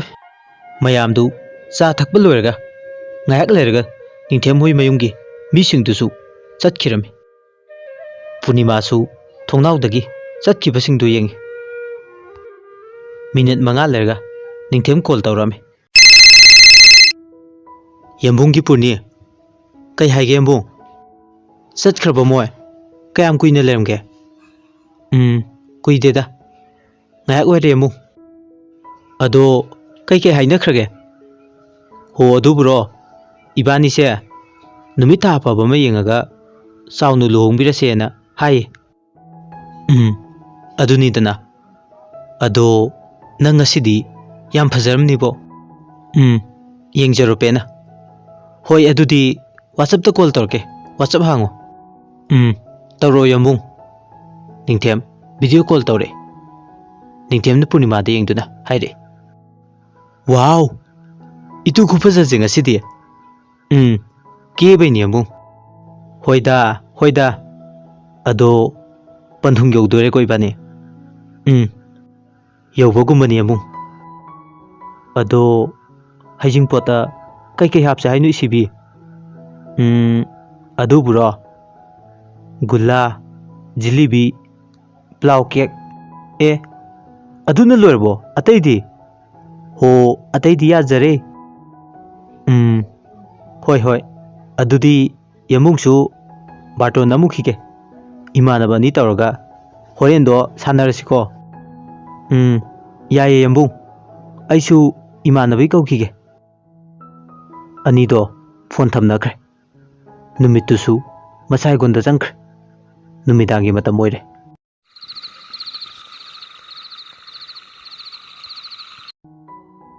पूर्णिमा निंथेंगी वखन खलिंगेदा फोलाय पुनिया कई हाइगे पाउ नुंगाइबा मतम बिउरा तंबियु अदु पुरो अखोय तमोन इबानीगी लुहोंगदो मथंग थागी इंगागी निनी पानबसिदा सिदनेन हाय ओ अदो हाइजिंग पोती कम कांदा तारगेबा हाइजिंग पोना नुमित हुमनीगी ममांगदनीन हाय पाउसे ताबदा नुंगाइत्रो नंगबो नुंगाइबना लोरे यंबुंग इबानीगी आसा थुंजेरेको हुजिकते थुंगलबनी नुंसिबि अदो ꯑꯩꯕꯨ ꯄꯨꯟꯁꯤꯒꯤ ꯑꯣꯏꯅ ꯊꯥꯗꯣꯛꯄꯤꯒꯅꯨꯀꯣ ꯊꯥꯗꯣꯛꯑꯣꯏꯌꯦ ꯌꯥꯝꯕꯨꯡꯅ ꯅꯪꯕꯨ ꯁꯣꯏꯗꯅ ꯂꯧꯕ ꯂꯥꯛꯇꯣꯏꯅꯤ ꯀꯨꯏꯔꯔꯣꯏ ꯑꯩꯁꯨ ꯉꯥꯏꯔꯝꯃꯒꯦ ꯑꯩꯕु ꯂꯧꯕ ꯂꯥꯛꯎꯀꯣ ꯐꯔꯦ ꯑꯗꯨꯗꯤ ꯇꯨꯝꯃꯁꯤ ꯏꯁꯤꯕꯤ ꯊꯦꯡꯉꯦ ꯍꯣꯏ ꯒꯨꯗ ꯅꯥꯏꯠ ꯌꯥꯝꯕꯨꯡ ꯒꯨꯗ ꯅꯥꯏꯠ ꯏꯁꯤꯕꯤ ꯋꯥꯔꯤ ꯉꯥꯏꯍꯥꯛ ꯐꯣꯟꯗ ꯁꯥꯟꯅꯔꯕ ꯃꯇꯨꯡ ꯑꯅꯤꯗꯨ ꯇꯨꯝꯊꯔꯝꯃꯤ ꯃꯇꯧ ꯑꯁꯨꯝꯅ ꯊꯥ ꯑꯃꯗꯨꯁꯨ ꯍꯧꯈꯤꯔꯝꯃꯤ ꯊꯥ ꯑꯃꯒꯤ ꯃꯇꯨꯡ ꯃꯇꯝꯁꯨ ꯁꯨꯝ ꯍꯧꯈꯤꯕꯅ ꯄꯨꯔꯅꯤꯃꯥ ꯑꯃꯗꯤ ꯅꯤꯡꯊꯦꯝꯒꯤ ꯍꯩꯖꯤꯡꯄꯣꯠ ꯄꯨꯕ ꯅꯨꯃꯤꯠꯅꯤ ꯅꯨꯃꯤꯠꯇꯨ ꯄꯨꯔꯅꯤꯃꯥ ꯄꯤꯡ ꯀꯂꯔꯒꯤ ꯔꯥꯅꯤ ꯐꯤ ꯑꯃꯗꯤ ꯃꯌꯦꯛ ꯅꯥꯏꯕꯤ ꯊꯝꯕꯥꯜ ꯂꯩꯈꯣꯛꯀꯤ ꯁꯦꯠꯂꯤ ꯃꯆꯨꯝ ꯇꯥꯅ ꯀꯦꯔꯒ ꯃꯃꯥꯟꯅꯕꯤꯁꯤꯡꯒꯤ ꯃꯔꯛꯇ ꯐꯝꯃꯤ ꯉꯥꯏꯍꯥꯛ ꯋꯥꯔꯤ ꯋꯥꯇꯥꯏ ꯁꯥꯟꯅꯔꯕ ꯃꯇꯨꯡ ꯃꯃꯥꯟꯅꯕꯤꯁꯤꯡꯗꯨꯅ ꯑꯁꯨꯝꯅ ꯂꯥꯛꯅꯔꯝꯃꯤ ꯔꯦꯕꯤꯀꯥ ꯑꯃꯗꯤ ꯃꯈꯣꯏ ꯄꯨꯂꯞꯅ ꯍꯥꯏꯔꯝꯃꯤ ꯑꯩꯈꯣꯏ ꯄꯨꯔꯅꯤꯃꯥꯁꯦ ꯑꯣꯟꯊꯣꯛꯅ ꯂꯥꯏꯕꯛ ꯐꯩꯀꯣ ꯑꯁ ꯅꯣꯏꯁꯤꯗꯤꯕ ꯋꯥꯊꯤ ꯉꯥꯡꯒꯅꯨ ꯃꯃꯥꯟꯅꯕꯤꯁꯤꯡꯗꯨꯅ ꯑꯃꯨꯛꯁꯨ ꯈꯨꯝꯃꯛꯏ ꯔꯤꯇꯨ ꯑꯃꯗꯤ ꯃꯈꯣꯏ ꯄꯨꯂꯞꯅ ꯋꯥꯊꯤ ꯅꯠꯇꯦ ꯅꯤꯕꯦꯝꯃ ꯅꯔꯥꯏꯕꯛꯇꯣ ꯊꯝꯕꯥꯜ ꯁꯥꯠꯂꯦ ꯍꯥꯏꯕꯤꯕꯅꯤ ꯐꯔꯦ ꯐꯔꯦ ꯑꯗꯣ ꯄꯦꯀꯦꯠ ꯑꯃꯃꯝꯁꯦ ꯄꯥꯏꯔꯒ ꯆꯠꯈꯣ ꯔꯤꯇꯨ ꯑꯃꯗꯤ ꯄꯨꯂꯞꯇꯣ ꯅꯣꯛꯏ ꯑꯗꯨꯒ ꯍꯥꯏꯔꯛꯏ ꯍꯣꯏ ꯍꯣꯏ ꯑꯗꯣ ꯂꯨꯍꯣꯡꯕ ꯅꯨꯃꯤꯠꯇꯣ ꯉꯟꯇꯥꯅ ꯂꯥꯛꯈꯤꯕꯦꯝꯃ ꯍꯣꯏ ꯑꯩ ꯂꯩꯍꯧꯔꯦꯀꯣ ꯃꯌꯥꯝ ꯊꯤꯟꯗꯣꯛꯇ꯭ꯔꯦꯀꯣ ꯉꯥꯏꯍꯥꯛ ꯂꯩꯔꯕ ꯃꯇꯨꯡ ꯃꯃꯥꯟꯅꯕꯤꯁꯤꯡꯗꯨ ꯆꯠꯈ꯭ꯔꯦ ꯄꯨꯔꯅꯤꯃꯥꯅ ꯕꯦꯜꯀꯣꯅꯤꯗ ꯍꯪꯆꯤꯠ ꯂꯥꯡꯉꯤꯉꯩꯗꯨꯗ ꯅꯤꯡꯊꯦꯝ ꯄꯨꯔꯅꯤꯃꯥꯗ ꯀꯣꯜ ꯇꯧꯔꯝꯃꯤ ꯉꯁꯤꯗꯤ ꯏꯇꯨꯁꯦ ꯌꯥꯝ ꯐꯖꯔꯝꯅꯤꯕꯣ ꯍꯧꯔꯕ ꯑꯃꯨꯛ ꯌꯥꯝꯕꯣ ꯀꯩꯅꯣꯍꯦ ꯃꯁꯤꯗꯤ ꯁꯥꯎꯗꯨꯒꯤꯗ ꯍꯦꯛꯇ ꯇꯧꯏ ꯃꯁꯛꯁꯤꯒ ꯏꯅꯨꯡ ꯅꯨꯡꯁꯤꯈꯩ ꯑꯗꯣ ꯀꯩꯗꯧꯔꯒꯦ ꯍꯥꯏꯕ ꯍꯣ ꯑꯗꯨꯕꯨꯔꯣ ꯅꯨꯃꯤꯠ ꯅꯤꯅꯤꯇꯪ ꯉꯥꯏꯔꯦ ꯑꯩꯅ ꯅꯪ ꯂꯧꯕ ꯂꯥꯛꯇꯣꯏꯁꯦ ꯅꯣꯏꯗ ꯍꯣꯏ ꯆꯨꯝꯃꯦ ꯑꯗꯨꯕꯨꯗꯤ ꯑꯃꯨꯛ ꯅꯨꯃꯤꯠꯇꯣ ꯅꯪ ꯌꯥꯝ ꯐꯖꯅꯤꯕꯣ ꯍꯣ ꯐꯖꯅ ꯂꯩꯔꯝꯃꯒꯦ ꯅꯪꯅ ꯄꯨꯕꯤꯅꯤꯕꯨ ꯍꯥꯏꯔꯗꯤ ꯑꯗꯨꯅꯤꯗꯅ ꯏꯇꯨꯁꯦ ꯒꯨꯠ ꯇꯥꯔꯦ ꯇꯥꯅꯤ ꯅꯪ ꯑꯩꯈꯣꯏꯗꯤ ꯅꯣꯏꯗꯧꯅ ꯒ꯭ꯌꯥꯟ ꯇꯥꯗꯕꯤꯗꯣ ꯇꯧꯗꯦ ꯑꯗꯣ ꯅꯪ ꯉꯁꯤꯁꯦ ꯌꯥꯝ ꯐꯖꯔꯝꯅꯤ ꯑꯝꯇ ꯌꯦꯡꯒꯦ ꯐꯣꯇꯣ ꯊꯥꯔꯣ ꯊꯥꯔꯛꯀꯦ ꯌꯥꯝꯕꯨꯡ ꯉꯥꯏꯔꯕꯅꯤꯀꯣ ꯁꯠ ꯊꯥꯔꯣ ꯍꯣꯏ ꯊꯥꯔꯛꯀꯦꯕ ꯋꯥꯆꯞꯇ ꯅꯤꯡꯊꯦꯝ ꯐꯣꯇꯣ ꯊꯥꯔꯛꯄꯗꯣ ꯌꯦꯡꯉꯦ ꯑꯗꯨꯒ ꯍꯥꯏꯔꯛꯑꯦ ꯋꯥꯎ ꯏꯇꯨꯁꯦ ꯈꯨꯐꯖꯗꯤ ꯌꯦꯡꯈꯩ ꯄꯦꯟꯕ ꯅꯥꯏꯗ꯭ꯔꯦ ꯋꯥꯊꯤ ꯍꯧꯔꯕ ꯑꯃꯨꯛ ꯍꯧꯖꯗꯦ ꯑꯩꯈꯣꯏ ꯐꯖꯩꯕꯨ ꯐꯖꯩ ꯍꯥꯏꯕꯅꯤ ꯐꯔꯦ ꯑꯗꯨꯗꯤ ꯍꯣꯔꯦꯟ ꯁꯥꯟꯅꯔꯁꯤ ꯑꯃꯨꯛ ꯏꯃꯥꯅ ꯀꯧꯔꯦꯕ ꯆꯥꯛ ꯆꯥꯔꯁꯦꯅ ꯆꯥꯔꯨꯈꯤꯒꯦ ꯍꯣꯏ ꯆꯥꯔꯨꯔꯣ ꯅꯨꯡꯁꯤꯕꯤ ꯅꯨꯃꯤꯠ ꯑꯗꯨꯁꯨ ꯑꯁꯨꯝꯅ ꯍꯧꯈꯤꯔꯝꯃꯤ ꯉꯁꯤꯗꯤ ꯄꯨꯔꯅꯤꯃꯥ ꯑꯃꯗꯤ ꯅꯤꯡꯊꯦꯝꯅ ꯋꯥꯅ ꯉꯥꯏꯖꯔꯛꯄ ꯅꯨꯃꯤꯠ ꯃꯕꯥꯅꯤꯒꯤ ꯄꯨꯟꯁꯤꯒꯤ ꯌꯨꯝꯕꯥꯜ ꯂꯝꯕꯤꯗ ꯈꯣꯡ ꯊꯥꯡꯖꯤꯟꯕ ꯅꯨꯃꯤꯠ ꯄꯨꯔꯅꯤꯃꯥ ꯑꯃꯗꯤ ꯅꯤꯡꯊꯦꯝꯒꯤ ꯄꯨꯟꯁꯤ ꯂꯦꯞꯄꯨꯟ ꯁꯦꯝꯕ ꯅꯨꯃꯤꯠꯅꯤ ꯃꯈꯣꯏ ꯑꯅꯤꯒꯤ ꯂꯨꯍꯣꯡꯕꯒꯤ ꯕꯥꯔꯇꯣꯟꯗꯨꯗ ꯑꯁꯨꯝꯅ ꯊꯥꯔꯝꯃꯤ ꯅꯤꯡꯊꯦꯝ ꯁꯅꯥ Rajkumar son of late Mani Rajkumar and late Ibem Pishak Rajkumari of Singjamei Khetri Leikai Imphal is weds Purnima Leishangthem daughter of Angou Leishangthem and Rashi Leishangthem of Sagolband Meino Leirak Imphal is to be solemnised on 24 June 2020. Venue at Bright Residence. Time 2 p.m. Your presence is highly solicited. Bartondu Faktoktuna Punimagi Mamanabi Rituna Pari. Adugo Murumurum Sonuna Hai. Haima Aidi Ikau Kaurure. Nasiche Equipazabigi Lumunu Minindana. Ritu Hobi Hobi Lushinduna Mamanabi Mamsinga. ꯄꯨꯟꯅ ꯄꯨꯔꯅꯤꯃꯥꯒꯤ ꯃꯌꯨꯝꯗ ꯂꯥꯛꯑꯝꯃꯤ ꯃꯃꯥꯟꯅꯕꯤ ꯃꯌꯥꯝꯗꯨ ꯍꯥꯟꯅ ꯆꯪꯈ꯭ꯔꯦ ꯔꯤꯇꯨꯅ ꯍꯦꯛ ꯆꯪꯒꯦ ꯇꯧꯕꯒ ꯄꯨꯔꯅꯤꯃꯥꯒꯤ ꯃꯃꯥ ꯔꯥꯁꯤꯅ ꯔꯤꯇꯨꯗ ꯑꯣꯟꯁꯤꯟꯗꯨꯅ ꯀꯧꯔꯦ ꯏꯕꯦꯝꯃ ꯅꯣꯏ ꯂꯥꯛꯑꯦꯗꯅ ꯍꯣꯏ ꯏꯃꯥ ꯑꯃꯗꯣ ꯂꯩꯍꯧꯕ꯭ꯔꯣ ꯍꯣ ꯀꯦꯍꯧꯔꯤꯕꯅꯤ ꯅꯣꯏ ꯂꯥꯛꯇ꯭ꯔꯗꯤ ꯄꯣꯠꯂꯣꯏ ꯁꯦꯠꯂꯣꯏ ꯍꯥꯏꯕꯅꯤ ꯍꯩꯃꯥ Magi ningaido amu haudrabo ima. Hoi bema noina themnamo ima su loisilukige. Hoi ima phani ai themage. Rituna Punima gi kata changakpada Punima do poloi setabida ungduna lerame. Kaino hingchabi loisindribo. Noi ngai mine ko chabi. Aidi angang honeringeda hobe hobe tawbuda kawrure. Nangi luhungwani habese. Kauni banang. Nayum pankibadagi aikhoigase udrene. As adui wa nate nang sidi ado farese thengani bola ko matam moy. Adudi polose sesilase.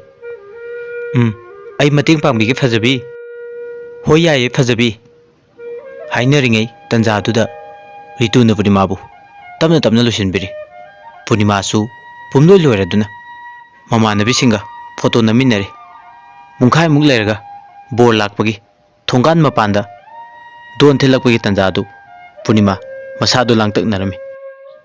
Yengning su fawduna Ritude yengaga hairame. Bor masak fajabrita. Bor den natiye o nang su fajaye. Aduga nabani lohongbai baton su faje. Punima wa makha taba tawdre. Tapna dum losinduna phamamda tumina famkhre. Somdadi konthongdara sina ningthembo ugle.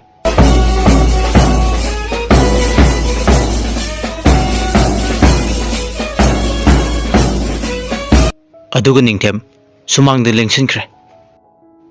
Isai sakpi pala mayamo dolgi makholo pumninille Punimagi saukraba yummadu.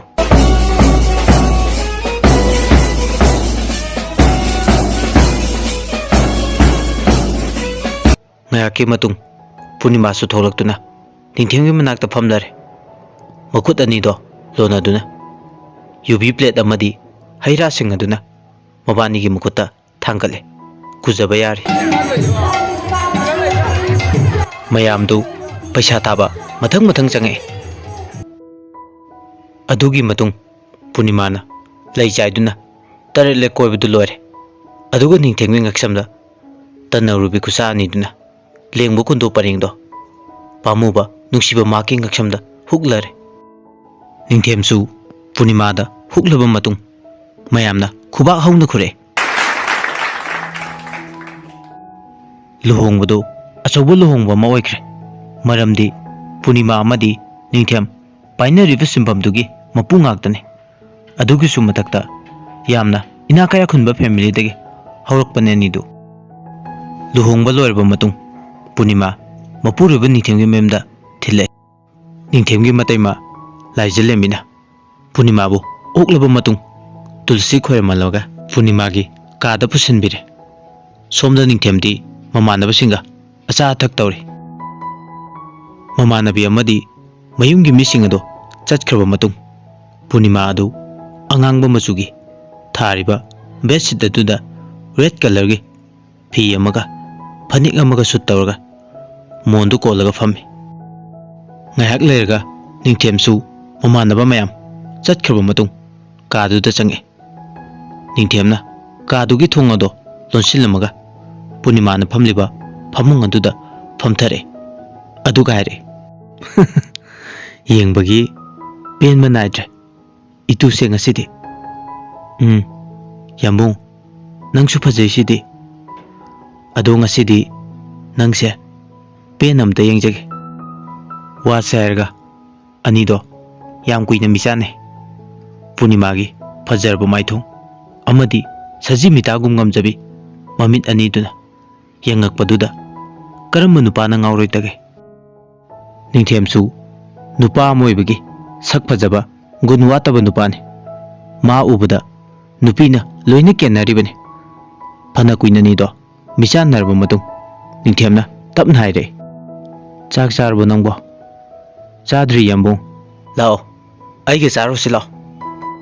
Hainaringai tanja aduda thongjinda thile. Thilaklibado matai ma laijing limbine. Chak char silao ani.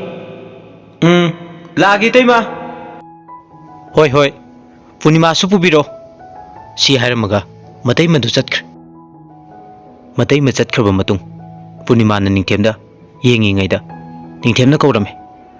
Chakra se lao haise. Chatlase amung. Anido, momon minok amaga loinana. Kadudagi thoklame. Chakhum tana. Chakhum hek yobaga. Laijing lemina. Punima bu kaurame. Lao inao, sida phamo. Iche. Inao di saknaf sak fajariba. Akhoi ningthemse. Nupi khanba yam hai. Laijing lemidu ningthem don sinduna amu haire. Bungo, nang hana charo. Mitaima. Khara kha magi. Hoi hoi. Adumaina tawro. Ningthemdu chaba loirduna ka du da changame. Aduga Punimana charingai du da phamungdu phajana sembirame. Aduga wakhal na khale. Ma horen changakpada warani. Ai tawbiraga iduna. Phamung sembiraba matung Punima bu ngaire. Somda du Punimana nokphet tawna wakhal na khale. Kai nupano ne sibo. Nan kesu sumaina sum cha jalo. Hoida iwana chababu chara loire. Chaba loire duna Punima amadi laijing lambi nokphet tawraga wari sana duna lakpado ningthemna tarame. Aduga ningthem tumsinarame. Ngayak leraga Punimana kaadu changakpada ningthemna tummaga lerambadu ure. Aduga mana kaadu thong nunsinge tawbaga tunglomdagi ningthemna Punimagi makhuttu tapna phai. Aduga haire. Ngaikho ai tawge nang wani. Wahaningdaba kaidunine. Hoi, wahaningdi ituse. Yam nuksibadunine. Hoi ne. Thongdo lonsilamaga Punimada yengduna haire. Aina leringai nangbu natu nama sokpa yar. Aibu punsigi thadokpigenuko yambong. Hoi, thado yi nuksibi. Panthungi yorasidi. Haujikti nang kem warunu. Yambung aigi nakta lengdana dum laibiyuko. Madu khaktane aina pamasu ningjabasu. Hoi, nungsibi nangi apamba aina loina naning tungangani. Madu tabada Punima mamitagi mapi ira sintharami. Ningthemna madu uraga Punima bu matha nungda chetna konsin bindu naire. Kaidawrage yamungda hayo. Kaisum tawde. Yum nungsinge. Is adugibu ai laisidi kem khalluranu. Punima ima do hairaga Punima do mapi ra sinthare. Aduga hegik launa kape. Mapi singdo ningthemna taithokpirame. Aduga haire. Yamung konbigese. Se sangsilao. Kapkano yambung lairi. Nangidamak lepli. Lengdana adum lepiyuko yambung aigi nakta adum lebiyuko mitkup khuding. Lepabane punsigi oina. Ado yambung kauno. Yambung cha kau. Yambung cha kai haige. Punimabu thembiraba matung ningthemna Punimabu chetna konsinbi matha nungda. Aduga maraibakta nungsina chupi. Asumna ahingdu masu haukhirame.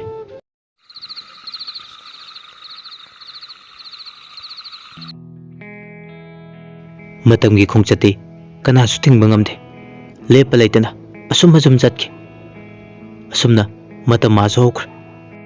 Chahi ahumgi matungni laijing lembi mabungning olami. Tolumugi mayumgi property singado magi oining lai. Aduna tolumu madi mabani tongan charabane. Laijing lembi yam tana mikap thoklame. Tolumudi somda office lamdagi mapi sena thokle. Adu phawu laijing lembi macha nupido kolaga tuminari. Somda Punimadi yahung nganta hugutuna chak thongame. Punimana chak thongba loiduna changakpaduda khatnabagi makolama tarame. He, ikai khangdabi nangdu chatbi khrone. Nang chatladi faradongni. Kaino tamo aina nungain tumbasida ngangi dubo. Haujikbu haugatpagi matam la ha. ꯍꯛꯆꯥꯡ ꯉꯝꯗꯕꯩꯅꯤ ꯇꯥꯃꯣ ꯌꯥꯔꯦ ꯑꯩ ꯆꯥꯛꯇꯣ canteen ꯂꯣꯝꯗ ꯑꯣꯏꯅ ꯆꯥꯔꯨꯔꯒꯦ ꯇꯣꯂꯨꯃꯨꯅ ꯆꯠꯈ꯭ꯔꯕ ꯃꯇꯨꯡ ꯂꯥꯏꯖꯤꯡꯂꯦꯝꯕꯤ ꯐ꯭ꯔꯣꯛꯇꯨꯒ ꯍꯟꯖꯤꯟ ꯍꯟꯖꯤꯟ ꯃꯤꯡꯁꯦꯟ ꯃꯃꯥꯡꯗ ꯂꯦꯞꯇꯨꯅ ꯂꯥꯏꯀꯤ ꯇꯧꯔꯝꯃꯤ ꯍꯜꯂꯣ ꯃꯌꯥꯝ ꯑꯩ ꯄꯥꯝꯕꯤꯕ ꯅꯨꯄꯥ ꯌꯥꯎꯕ꯭ꯔꯣ ꯑꯩ ꯃꯧ ꯅꯠꯇꯦ ꯂꯩꯁꯥꯕꯤꯅꯤ ꯂꯥꯏꯀꯤ ꯅꯝꯕ ꯂꯣꯏꯔꯗꯨꯅ ꯆꯥꯛ ꯊꯣꯡꯗꯣꯛꯇꯨꯅ ꯃꯥꯡꯒꯣꯟꯗ ꯍꯪꯒꯠ ꯍꯟꯗꯥ ꯆꯠꯂꯤ ꯁꯣꯝꯗ ꯅꯤꯡꯊꯦꯝꯁꯨ ꯑꯣꯐꯤꯁ ꯆꯠꯈꯤꯕ ꯃꯇꯝꯅꯤ ꯂꯥꯏꯖꯤꯡꯂꯦꯝꯕꯤ ꯃꯥꯡꯒꯣꯟꯗ ꯐ꯭ꯔꯣꯛ ꯑꯗꯨꯒ ꯑꯉꯥꯡ ꯃꯆꯥꯗꯧꯅ ꯀꯣꯏꯆꯠ ꯆꯠꯂꯝꯃꯤ ꯄꯨꯔꯅꯤꯃꯥꯗꯤ ꯁꯣꯝꯗ ꯋꯥꯏ ꯀꯟꯅ ꯁꯤꯠꯂꯤ ꯄꯨꯔꯅꯤꯃꯥꯅ ꯋꯥꯏ ꯁꯤꯠꯂꯤꯕꯗꯨ ꯎꯔꯒ ꯂꯥꯏꯖꯤꯡꯂꯦꯝꯕꯤꯅ ꯀꯧꯔꯛꯑꯝꯃꯤ ꯏꯅꯥꯎ ꯑꯩꯁꯦ ꯐꯖꯗ꯭ꯔꯣ ꯐꯖꯩ ꯏꯆꯦ ꯁꯤꯅꯦ ꯃꯣꯏꯒꯤ ꯂꯥꯏꯀꯤ ꯇꯤꯛꯇꯣꯛ ꯀꯥꯏꯗꯣ ꯅꯪꯁꯨ ꯄꯥꯏꯌꯣ ꯌꯥꯝ ꯅꯨꯡꯉꯥꯏꯕꯅꯦ ꯌꯥꯅꯤꯗ ꯏꯆꯦ ꯑꯩꯗꯤ ꯀꯣꯟꯅ ꯄꯥꯏꯒꯦ ꯑꯩꯈꯣꯏꯗꯤ ꯂꯩꯁꯥꯕꯤ ꯑꯣꯏꯔꯤꯉꯩꯗ ꯐꯪꯉꯛꯇꯦ ꯑꯗꯨꯅ ꯍꯧꯖꯤꯛ ꯍꯧꯔꯤꯅꯤ ꯏꯆꯥ ꯑꯍꯟ ꯍꯥꯏꯔꯦ ꯕꯣꯔꯗꯤꯡꯗ ꯊꯝꯈ꯭ꯔꯦ ꯅꯨꯡꯉꯥꯏꯔꯦ ꯊꯣꯏꯕꯤꯁꯨ ꯁ꯭ꯀꯨꯜ ꯆꯠꯈ꯭ꯔꯦ ꯂꯥꯏꯖꯤꯡꯂꯦꯝꯕꯤ ꯌꯥꯝ ꯐꯠꯇꯕꯗꯤ ꯅꯠꯇꯦ ꯑꯗꯨꯕꯨ ꯀꯜꯂꯛ ꯈꯟꯃꯟꯕꯗꯤ ꯑꯗꯨꯝ ꯇꯧꯏ ꯄꯨꯔꯅꯤꯃꯥ ꯋꯥꯏ ꯁꯤꯠꯄ ꯂꯣꯏꯔꯗꯨꯅ ꯅꯤꯡꯊꯦꯝꯗ ꯀꯣꯜ ꯇꯧꯔꯝꯃꯤ ꯌꯥꯝꯕꯨꯡ ꯑꯩ ꯍꯥꯏꯔꯒ ꯀꯩꯗꯧꯔꯒꯦ ꯅꯣꯏ ꯅꯇꯩꯃꯁꯦ ꯑꯩ ꯍꯩꯅꯗꯦ ꯃꯥꯟꯅꯔꯨꯅꯨ ꯂꯦꯝꯅ ꯂꯩꯊꯣꯛꯀꯣ ꯍꯣꯏ ꯌꯥꯝꯕꯨꯡ ꯑꯩ ꯕꯦꯂꯤꯟꯗꯥ ꯍꯣꯏꯗ ꯆꯠꯂꯨꯒꯦ ꯍꯣꯔꯦꯟ ꯅꯨꯃꯤꯗꯥꯡ ꯄꯨꯂꯞ ꯍꯟꯃꯤꯟꯅꯔꯁꯤ ꯐꯣꯟꯗꯨ ꯊꯝꯈ꯭ꯔꯕ ꯃꯇꯨꯡ ꯄꯨꯔꯅꯤꯃꯥꯁꯨ ꯃꯌꯨꯝꯗ ꯂꯩꯅꯤꯡꯗꯗꯨꯅ ꯃꯃꯥꯟꯅꯕꯤ ꯍꯣꯏꯗ ꯆꯠꯂꯝꯃꯤ ꯆꯠꯂꯝꯗꯥꯏꯗ ꯄꯨꯔꯅꯤꯃꯥꯅ ꯂꯥꯎꯔꯝꯃꯤ ꯏꯆꯦ ꯑꯩ ꯏꯃꯥꯟꯅꯕꯤ ꯍꯣꯏꯗ ꯆꯠꯂꯨꯈꯤꯒꯦ ꯍꯣꯏ ꯆꯠꯂꯨꯔꯣ ꯁꯣꯝꯗ ꯄꯨꯔꯅꯤꯃꯥꯁꯨ ꯇꯞꯅ ꯇꯞꯅ ꯊꯣꯛꯂꯛꯄꯅ ꯕꯦꯂꯤꯟꯗꯥ ꯍꯣꯏꯒꯤ ꯅꯨꯄꯥꯒꯤ ꯃꯌꯨꯝꯗ ꯌꯧꯔꯦ ꯄꯨꯔꯅꯤꯃꯥꯅ ꯁꯥꯎꯅ ꯂꯥꯛꯄꯗꯣ ꯕꯦꯂꯤꯟꯗꯥꯅ ꯀꯧꯔꯛꯑꯝꯃꯤ ꯀꯩꯗꯧꯔꯒꯦ ꯚꯥꯏ ꯅꯪ ꯅꯣꯏ ꯑꯃꯗꯨꯒ ꯈꯠꯅꯔꯕꯣ ꯈꯠꯅꯗꯦꯗ ꯚꯥꯏ ꯈꯣꯏꯗꯧꯁꯦ ꯌꯥꯝ ꯁꯥꯎꯅꯤꯡꯕꯅ ꯂꯣꯏꯔꯦ ꯀꯩ ꯃꯔꯝꯒꯤꯅꯣꯅꯦ ꯚꯥꯏ ꯍꯣ ꯑꯩꯈꯣꯏ ꯏꯆꯦ ꯐꯖꯕꯤꯗꯣ ꯂꯥꯏꯀꯤꯅ ꯃꯧꯔꯤ ꯌꯦꯡꯅꯤꯡꯗꯕꯅ ꯀꯩꯅꯣꯅꯦ ꯃꯥꯕꯨ ꯃꯧ ꯅꯠꯇ꯭ꯔꯣ ꯃꯥꯅꯦ ꯑꯗꯣ ꯑꯩ ꯌꯥꯝ ꯍꯩꯅꯗꯦ ꯃꯥꯒꯤ ꯃꯑꯣꯡꯗꯣ ꯂꯥꯛꯑꯣ ꯏꯃꯨꯡꯗ ꯆꯪꯉꯁꯤ ꯑꯅꯤꯗꯣ ꯕꯦꯂꯤꯟꯗꯥꯒꯤ ꯀꯥꯗ ꯆꯪꯉꯛꯇꯨꯅ ꯋꯥꯔꯤ ꯁꯥꯟꯅꯔꯝꯃꯤ ꯁꯣꯝꯗ ꯂꯥꯏꯖꯤꯡꯂꯦꯝꯕꯤꯗꯤ ꯃꯣꯏ ꯂꯣꯏꯅ ꯆꯠꯈ꯭ꯔꯕ ꯃꯇꯨꯡ ꯐꯤꯔꯣꯜ ꯃꯈꯜ ꯃꯈꯜ ꯍꯣꯡꯗꯨꯅ ꯂꯥꯏꯀꯤꯗ ꯂꯥꯏꯞ ꯊꯥꯔꯤ ꯐꯤꯔꯣꯜ ꯑꯅꯞꯄꯤ ꯑꯃ ꯁꯦꯠꯆꯤꯜꯂꯒ ꯃꯌꯥꯝꯗ ꯍꯥꯏꯔꯝꯃꯤ ꯍꯥꯏ ꯃꯌꯥꯝ ꯑꯩꯁꯦ ꯐꯖꯗ꯭ꯔꯣ ꯀꯃꯦꯟ ꯁꯦꯛꯁꯟꯗ ꯅꯨꯄꯥ ꯑꯃꯅ ꯍꯥꯏꯔꯦ ꯅꯝꯕꯔ ꯄꯤꯔꯛꯑꯣ ꯐꯖꯕꯤ ꯇꯤꯟꯅꯁꯦ ꯍꯣꯏ ꯏꯟꯕꯣꯛꯁꯇ ꯂꯥꯛꯑꯣ ꯍꯥꯏꯅꯔꯤꯉꯩ ꯇꯟꯖꯥ ꯑꯗꯨꯗ ꯒꯦꯠꯇ ꯒꯥꯔꯤ ꯑꯃ ꯊꯧꯖꯤꯜꯂꯛꯑꯦ ꯒꯥꯔꯤ ꯑꯗꯨ ꯇꯣꯜꯃꯨꯒ ꯃꯆꯥꯅꯨꯄꯤꯒꯅꯤ ꯂꯥꯏꯖꯤꯡꯂꯦꯝꯕꯤ ꯅꯦꯠꯇꯣ ꯐꯠ ꯑꯣꯞ ꯇꯧꯏ ꯑꯗꯨꯒ ꯐꯤꯔꯣꯜ ꯍꯣꯡꯗꯣꯛꯇꯨꯅ ꯆꯥꯏꯔꯝꯂꯤꯕ ꯐꯤꯔꯣꯜ ꯃꯌꯥꯝꯗꯣ ꯊꯨꯞꯂꯝꯃꯤ ꯇꯣꯂꯨꯃꯨꯁꯨ ꯃꯆꯥꯅꯨꯄꯤ ꯊꯣꯏꯕꯤꯒ ꯆꯪꯉꯛꯏ ꯃꯥꯅ ꯆꯪꯉꯛꯄꯗ ꯑꯣꯏꯔꯝꯂꯤꯕ ꯐꯤꯕꯝ ꯑꯗꯨ ꯎꯕꯗ ꯇꯣꯂꯨꯃꯨ ꯍꯔꯥꯎꯅ ꯍꯥꯏꯔꯛꯑꯦ ꯀꯩꯅꯣ ꯉꯁꯤꯗꯤ ꯐꯤꯔꯣꯜꯒ ꯂꯣꯏꯁꯤꯜꯂꯝꯃꯤꯁꯤꯅ ꯌꯥꯝ ꯆꯥꯏꯕꯗꯨꯗ ꯊꯨꯞꯄꯝꯕꯅꯤ ꯅꯤꯡꯊꯦꯝ ꯍꯣꯏꯗꯤ ꯍꯜꯂꯛꯅꯗ꯭ꯔꯤꯕꯣ ꯍꯜꯂꯛꯅꯗ꯭ꯔꯤ ꯄꯨꯔꯅꯤꯃꯥꯁꯨ ꯃꯃꯥꯟꯅꯕꯤ ꯍꯣꯏꯗ ꯆꯠꯈꯤ ꯂꯥꯛꯄꯨ ꯂꯥꯛꯑꯅꯤ ꯐꯔꯦ ꯑꯗꯨꯗꯤ ꯆꯥꯛ ꯊꯣꯡꯗꯣꯛꯎꯔꯣ ꯇꯥꯃꯣ ꯊꯣꯏꯕꯤ ꯁꯤꯗ ꯂꯥꯛꯑꯣꯏ ꯃꯃꯥ ꯄꯝꯒꯦ ꯃꯆꯥꯅꯨꯄꯤꯗꯨ ꯄꯝꯃꯒ ꯆꯥꯛꯈꯨꯝꯂꯣꯝꯗ ꯆꯥꯛ ꯊꯣꯡꯕ ꯍꯧꯔꯝꯃꯤ ꯊꯣꯏꯕꯤ ꯅꯪ ꯁꯤꯗ ꯐꯝꯃꯨꯀꯣ ꯃꯃꯥ ꯆꯥꯛ ꯊꯣꯡꯒꯦ ꯍꯣꯏ ꯃꯃꯥ ꯈꯔ ꯊꯨꯔꯣ ꯅꯪ ꯕꯕꯥꯒꯤ ꯃꯅꯥꯛꯇ ꯂꯩꯔꯝꯃꯣ ꯃꯃꯥ ꯂꯣꯏꯕꯒ ꯀꯧꯔꯒꯦꯀꯣ ꯇꯟꯖꯥ ꯑꯗꯨꯗ ꯅꯤꯡꯊꯦꯝ ꯍꯣꯏꯁꯨ ꯍꯜꯂꯛꯑꯦ ꯃꯉꯣꯟꯗ ꯊꯣꯏꯕꯤ ꯆꯦꯟꯊꯣꯔꯛꯑꯦ ꯀꯀꯥ ꯂꯥꯛꯑꯕꯣ ꯀꯀꯥ ꯂꯥꯛꯑꯦ ꯅꯟꯗꯣꯝꯆꯥꯅ ꯑꯆꯥꯄꯣꯠ ꯂꯩꯔꯛꯄꯅꯦ ꯍꯪꯉꯨ ꯄꯨꯔꯅꯤꯃꯥ ꯃꯕꯨꯛꯅꯤꯡꯗꯤ ꯑꯣꯟꯗꯦ ꯃꯆꯦ ꯐꯠꯇ꯭ꯔꯁꯨ ꯃꯥꯗꯤ ꯐꯔꯝꯃꯦ ꯁꯦ ꯁꯤꯗ ꯂꯩꯔꯁꯦ ꯁꯅꯥꯒ ꯅꯕꯥꯅꯤ ꯆꯥꯃꯤꯟꯅꯔꯣꯀꯣ ꯄ꯭ꯔꯤꯊꯤꯕꯤ ꯔꯥꯖꯇꯨ ꯃꯆꯦꯒ ꯁꯥꯟꯅꯃꯤꯟꯅꯔꯝꯃꯤ ꯅꯨꯃꯤꯗꯥꯡꯁꯨ ꯆꯥꯛ ꯏꯁꯤꯡ ꯂꯣꯏꯅꯔꯗꯨꯅ ꯅꯤꯡꯊꯦꯝ ꯑꯃꯗꯤ ꯄꯨꯔꯅꯤꯃꯥ ꯆꯥꯃꯤꯟꯅꯔꯝꯃꯤ ꯆꯥꯛ ꯆꯥꯔꯤꯉꯩ ꯇꯟꯖꯥ ꯑꯗꯨꯗ ꯂꯥꯏꯖꯤꯡꯂꯦꯝꯕꯤꯒ ꯇꯨꯂꯨꯃꯨꯒ ꯈꯠꯅꯔꯝꯃꯤ ꯐꯣꯟꯗꯣ ꯄꯤꯔꯛꯑꯣ ꯀꯗꯥꯏꯅꯣ ꯏꯃꯥꯟꯅꯕꯤꯒ ꯊꯥꯅꯕꯅꯤ ꯇꯥꯃꯣ ꯌꯥꯔꯦ ꯇꯨꯃꯤꯟꯅ ꯇꯨꯝꯃꯨ ꯅꯤꯡꯊꯦꯝꯅ ꯈꯠꯅꯔꯤꯕꯗꯣ ꯈꯥꯝꯒꯦ ꯍꯥꯏꯗꯨꯅ ꯍꯧꯒꯠꯀꯦ ꯇꯧꯏ ꯑꯗꯨꯕꯨ ꯄꯨꯔꯅꯤꯃꯥꯅ ꯃꯈꯨꯠ ꯄꯥꯏꯗꯨꯅ ꯈꯥꯝꯃꯤ ꯈꯥꯝꯃꯨꯅꯦ ꯌꯥꯝꯕꯨꯡ ꯃꯣꯏ ꯃꯁꯦꯟ ꯉꯥꯡꯅꯖꯅꯤ ꯑꯗꯨꯅ ꯐꯔꯅꯤ ꯌꯥꯝꯕꯣ ꯅꯪ ꯑꯉꯥꯡꯁꯦ ꯄꯨꯁꯤꯜꯂꯒ ꯍꯤꯞꯃꯤꯟꯅꯔꯝꯃꯣ ai kon phengugige. Hoi hoi, ngairamage. Kaino, iche sibu atopa nupaga koira jalo. Koiramoida. Aigi wakal nani ko. Kondo, phengba loiraga kada changakpaduda ningthem tumlamme. Purnima, machabu konsilaga magi phamungda thangjile. Purnima, machabu chetna konsinbega uitharame. Matamsu asum hokibana. Numidado Purnima, office dagi suti lorduna macha nupagi manakta lerame. Sana, nang exam kuiram maroi. Mama kuidre. Fare fare, fajana pathoko adudi. Hoi mama. Mama, nangi chanaba chau horukige. Mama na chau ngobu loreduna macha nupana larik pariba kaduda puslame. Sana, se si hana zaro. Aduga ne larik to amuk patho fajana. Hoi mama, sidi haudo yam male. Mayam haubune charo. Achapotu macha nupada piramlaba matung Purnima mangonda tholaktuna ningthengi manakta chapoto pairaga changame. Yambong se chauga chaga leire chabiro. Nangi di kadaino tanja aduda laija change. Bachau kaidaurino? Laija nangdi laik padrabo? Kaka mamaga papaga khanawi. Madu tabada Purnima hairame. Lao laija indom saga chau chaminarusi. Purnima na laijabu themduna chakhumda pusale. Aduga chau do chaminare. Ngayak lerga laijing lembi saurga change. Hey, angang thibong lao. Aina nangonda kai haige ha? Mama, chau charini. Migi chau do nang yam chaningbra ha? Laijing lembina macha da unsinduna khupakna tharame. Purnima ngakna yengduna haire. Kai noi che angang da phubi dubo. Ibe ma nathau nate. Awoda pa yam sarakanu. Purnima masena nganglamliba wadu tabada mapi ra chelame. Mapi do taithoklaga wakhanda khale. Laija inom sana nangbu soidan laushingani. Nang yam phaba ngangni. Wakhanda masi khalamaga Purnima machagi manakta changame. Somda laijing lembi masada unsunduna moire. Kaigino nangna migi imungda yam changningi se?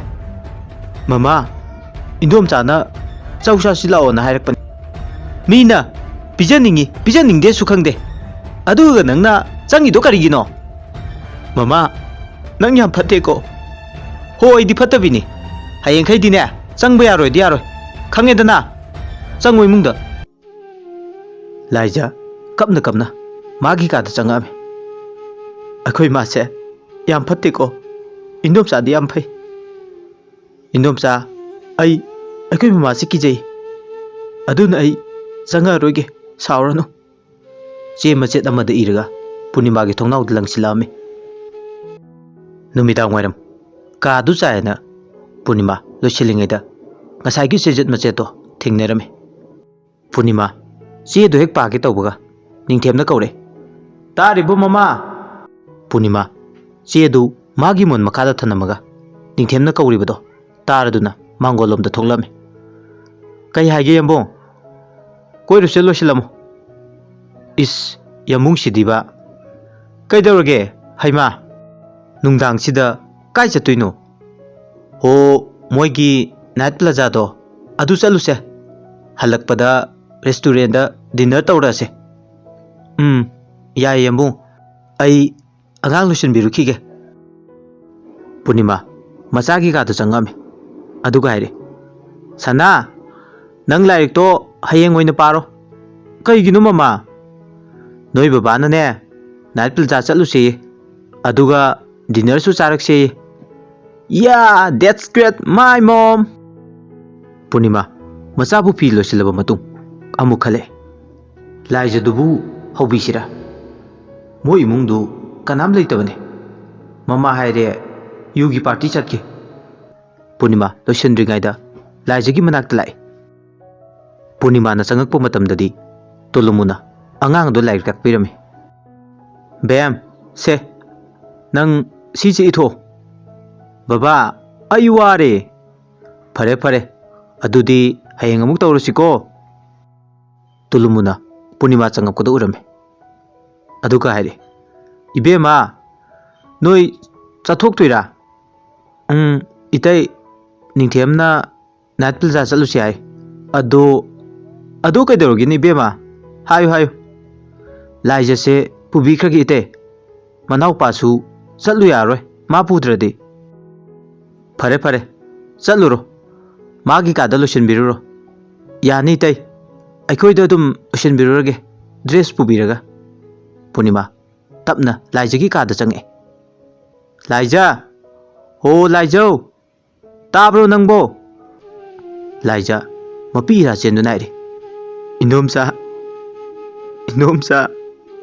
Liaison पूर्णिमाबु चेंना कोनसिनजे पूर्णिमासु लाइजगी मपीदो तैथोकपीदु नाइरे A अदुगिबु kappa होनब्रो इनोमसा लाइसिदि इनोमसा अखोय ममासे याम फत्ते को वाखल हंजन खनबे यादे को लाओ अखोय दलो सिलरसे dress है pyro खुंगुपसिगा काय चतुनि नोमसा नोय काकाना कोई सेन हाये night plaza अदु लोरगने डिनर सु चादुबा अया अदुदी नुंगाइनिये अदो ममा की जई केम तौरसे इंदोमसा हाइनबिगे ड्रेस तो पूरगा हरा हराउना मपादे इंदु नाइरे बाबा आई चलुखिगे होय चलुरो पूर्णिमासु लोसिनबु लोरदुना लाइजाबु लोसिनबिरे तंजा अदुदा निंथेम नांगे लाइजा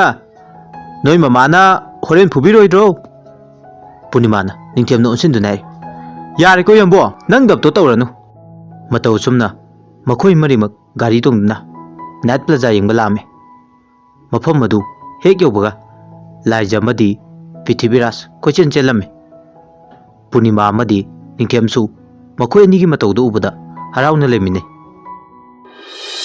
सोमदना लाइजिंग लेंबी यु ngawrduda maga koinabu nupaduda tapnapsindu naire ho nusibo nupadusu chance lorduna yu ngawrga khumai kai haigi itu लाइजिंग लेंबी यु ngawrabnina macha ani leire haba kawi aduga kesanaduna amu haire aise kayam phajage adu buro nangse yam phaje ngasidi aigi warige khale se lao puro aibu puro ba somda tolmudi sauning mana loire लाइजिंग लेंबिना हौजे पाव हलक्तबदुदा कई नुपीनो सिबो party तौनुसे अइना हाबिसे यादबने मसी नुपीसे लाक्ता लाखिजनु खंगनि लाइजिंग लेंबिदी सोमना नुंगादि नुपादुना गाइदो थौदुना मयुमदा थिनबिरामे लाइजिंग चंगुको अयमु यौख्रगे bye sweet heart हयेंग अमुक थेंगनरसे होरेन phone तौरोको लाइजिंग लेंबी गेटा हाइरी चंगकपदो उरे तोलुमु सोमदा चई अमा पाइरगा लेरमे मागी मतौदो उबदा लाइजिंग लेंबी केसनरे तमो नंग चईदो थम्मो अइना यु थकदो हाइरगा नंग तौरिसे कैनो हा होइबा तमो नुक्सिबौ साउनोबा ngasi khara pendabagi thakre nang yam yengningdre changoi mungda लाइजिंग लेंबी मफी मरो होंथोक तके प्रेम की फोन लापदो पाइरमे हेलो नुंसीबी लांगनो कइनोम हाइनिंगीदा कइनो हाइरो हयेंग ओइना हाइरगेदा थम्मे दुदी थम्मो नंग वारमनेबा लाइजिंग लेंबी फोन अदु थमखरगा यु ngawrabadina उइथरामे सोमदा तुलमुना फोन तौरमे निंथेम नोय लाक्ता वालिबो लंबीदा लेरे तमो फरे दुदी लाइजदो नोयगा तुमिनरो ngasi नतैमदो पार्टी तौरगा लाइ फिबम अमा ताद्रे होय तमो हयें अयु nganta थिलागे ꯐꯣꯟ ꯊꯝꯈ꯭ꯔꯕ ꯃꯇꯨꯡ ꯄꯨꯔꯅꯤꯃꯥꯅ ꯍꯪꯉꯦ, ꯀꯩꯗꯧꯔꯒꯦ ꯑꯃꯣ? ꯇꯥꯃꯣꯅꯤ ꯐꯣꯟ ꯇꯧꯔꯛꯏꯗꯣ. ꯀꯩ ꯍꯥꯏꯔꯛꯏꯅꯣ ꯑꯃꯣ? ꯍꯥꯏꯔꯣꯁꯦ. ꯍꯜꯂꯛꯈꯤꯔꯣꯏꯗ꯭ꯔꯥꯌꯦ. ꯑꯗ ꯌꯥꯃꯨꯡꯅ ꯀꯩꯅꯣ ꯈꯨꯝꯃꯤꯗꯣ? ꯑꯅ ꯍꯥꯏꯕ. ꯑꯗꯨꯗ ꯇꯥꯃꯣꯅ ꯉꯁꯤꯁꯦ ꯂꯥꯏꯖꯁꯦ ꯑꯩꯈꯣꯏꯒ ꯇꯨꯃꯤꯟꯅꯔꯣꯏ. ꯀꯩꯒꯤꯅꯣ ꯍꯥꯏꯁꯦ ꯑꯃꯣ? ꯍꯣꯏ ꯏꯇꯩꯃꯗꯣ ꯌꯨ ꯐꯨꯜ ꯉꯥꯎꯔꯒ ꯂꯥꯛꯑꯦꯌꯦ. ꯑꯁ ꯇꯜꯂꯤꯍꯦ, ꯑꯩꯈꯣꯏ ꯆꯦꯁꯤꯗꯤ ꯍꯩꯅꯔꯣꯏꯗꯧꯅꯦ ꯑꯩꯗꯤ. ꯅꯤꯡꯊꯦꯝ ꯍꯣꯏꯁꯨ ꯉꯥꯏꯍꯥꯛꯀꯤ ꯃꯇꯨꯡ ꯃꯌꯨꯝꯗ ꯌꯧꯔꯛꯑꯝꯃꯤ. ꯐꯤꯔꯣꯜ ꯍꯣꯡꯗꯣꯛꯄ ꯂꯣꯏꯔꯕ ꯃꯇꯨꯡ ꯅꯤꯡꯊꯦꯝꯗꯤ ꯇꯨꯝꯊꯈ꯭ꯔꯦ ꯄ꯭ꯔꯤꯊꯤꯕꯤꯔꯥꯖꯀ. ꯑꯗꯨꯕꯨ ꯄꯨꯔꯅꯤꯃꯥꯗꯤ ꯂꯥꯏꯖꯕꯨ ꯀꯣꯟꯕꯤꯗꯨꯅ ꯋꯥꯔꯤ ꯂꯤꯕꯤꯔꯒ ꯁꯨꯝꯕꯤꯔꯝꯃꯤ. ꯏꯟꯗꯣꯝꯆꯥ, ꯋꯥꯔꯤ ꯂꯤꯕꯤꯌꯣ. ꯍꯣꯏ ꯍꯣꯏ ꯂꯤꯕꯤꯒꯦ, ꯇꯥꯔꯣꯀꯣ. ꯋꯥꯔꯤ ꯂꯤꯕ ꯇꯪꯈꯥꯏ ꯆꯜꯂꯛꯄꯗ ꯂꯥꯏꯖ ꯇꯨꯝꯈ꯭ꯔꯦ. ꯄꯨꯔꯅꯤꯃꯥꯁꯨ ꯑꯗꯨꯝ ꯇꯨꯝꯊꯈ꯭ꯔꯦ.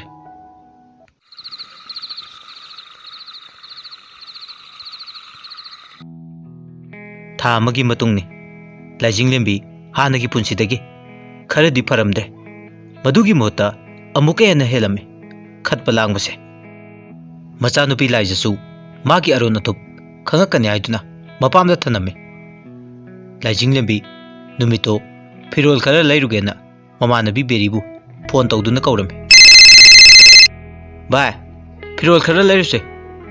ꯚꯥꯏ, ꯑꯗꯣ ꯍꯜꯂꯛꯄꯗ ꯌꯨꯒ ꯆꯨꯔꯨꯞꯀ ꯂꯩꯈꯤꯁꯦ. ꯍꯣꯏ ꯌꯥꯏꯌꯦ ꯚꯥꯏ, ꯅꯪ ꯂꯣꯏꯁꯤꯜꯂꯣ, ꯑꯩꯈꯣꯏꯗ ꯂꯥꯛꯑꯣꯀꯣ. ꯐꯣꯟ ꯑꯗꯨ ꯊꯝꯈ꯭ꯔꯕ ꯃꯇꯨꯡ ꯕꯦꯔꯤꯗꯨ ꯂꯥꯏꯖꯤꯡꯂꯦꯝꯕꯤꯒꯤ ꯃꯅꯥꯛꯇ ꯂꯥꯛꯑꯝꯃꯤ. ꯀꯩꯅꯣ ꯚꯥꯏ, ꯅꯪ ꯂꯣꯏꯁꯤꯟꯗ꯭ꯔꯤꯕꯣ? ꯉꯁꯥꯏꯒꯤ ꯅꯪꯒꯤ ꯏꯁꯧꯗꯨꯒ ꯂꯣꯏꯔꯦꯍꯦ ꯚꯥꯏ. ꯑꯩ ꯁꯤꯒꯤ ꯃꯁꯀꯔꯥꯁꯦ ꯑꯝꯇ ꯌꯦꯛꯂꯛꯈꯤꯒꯦ.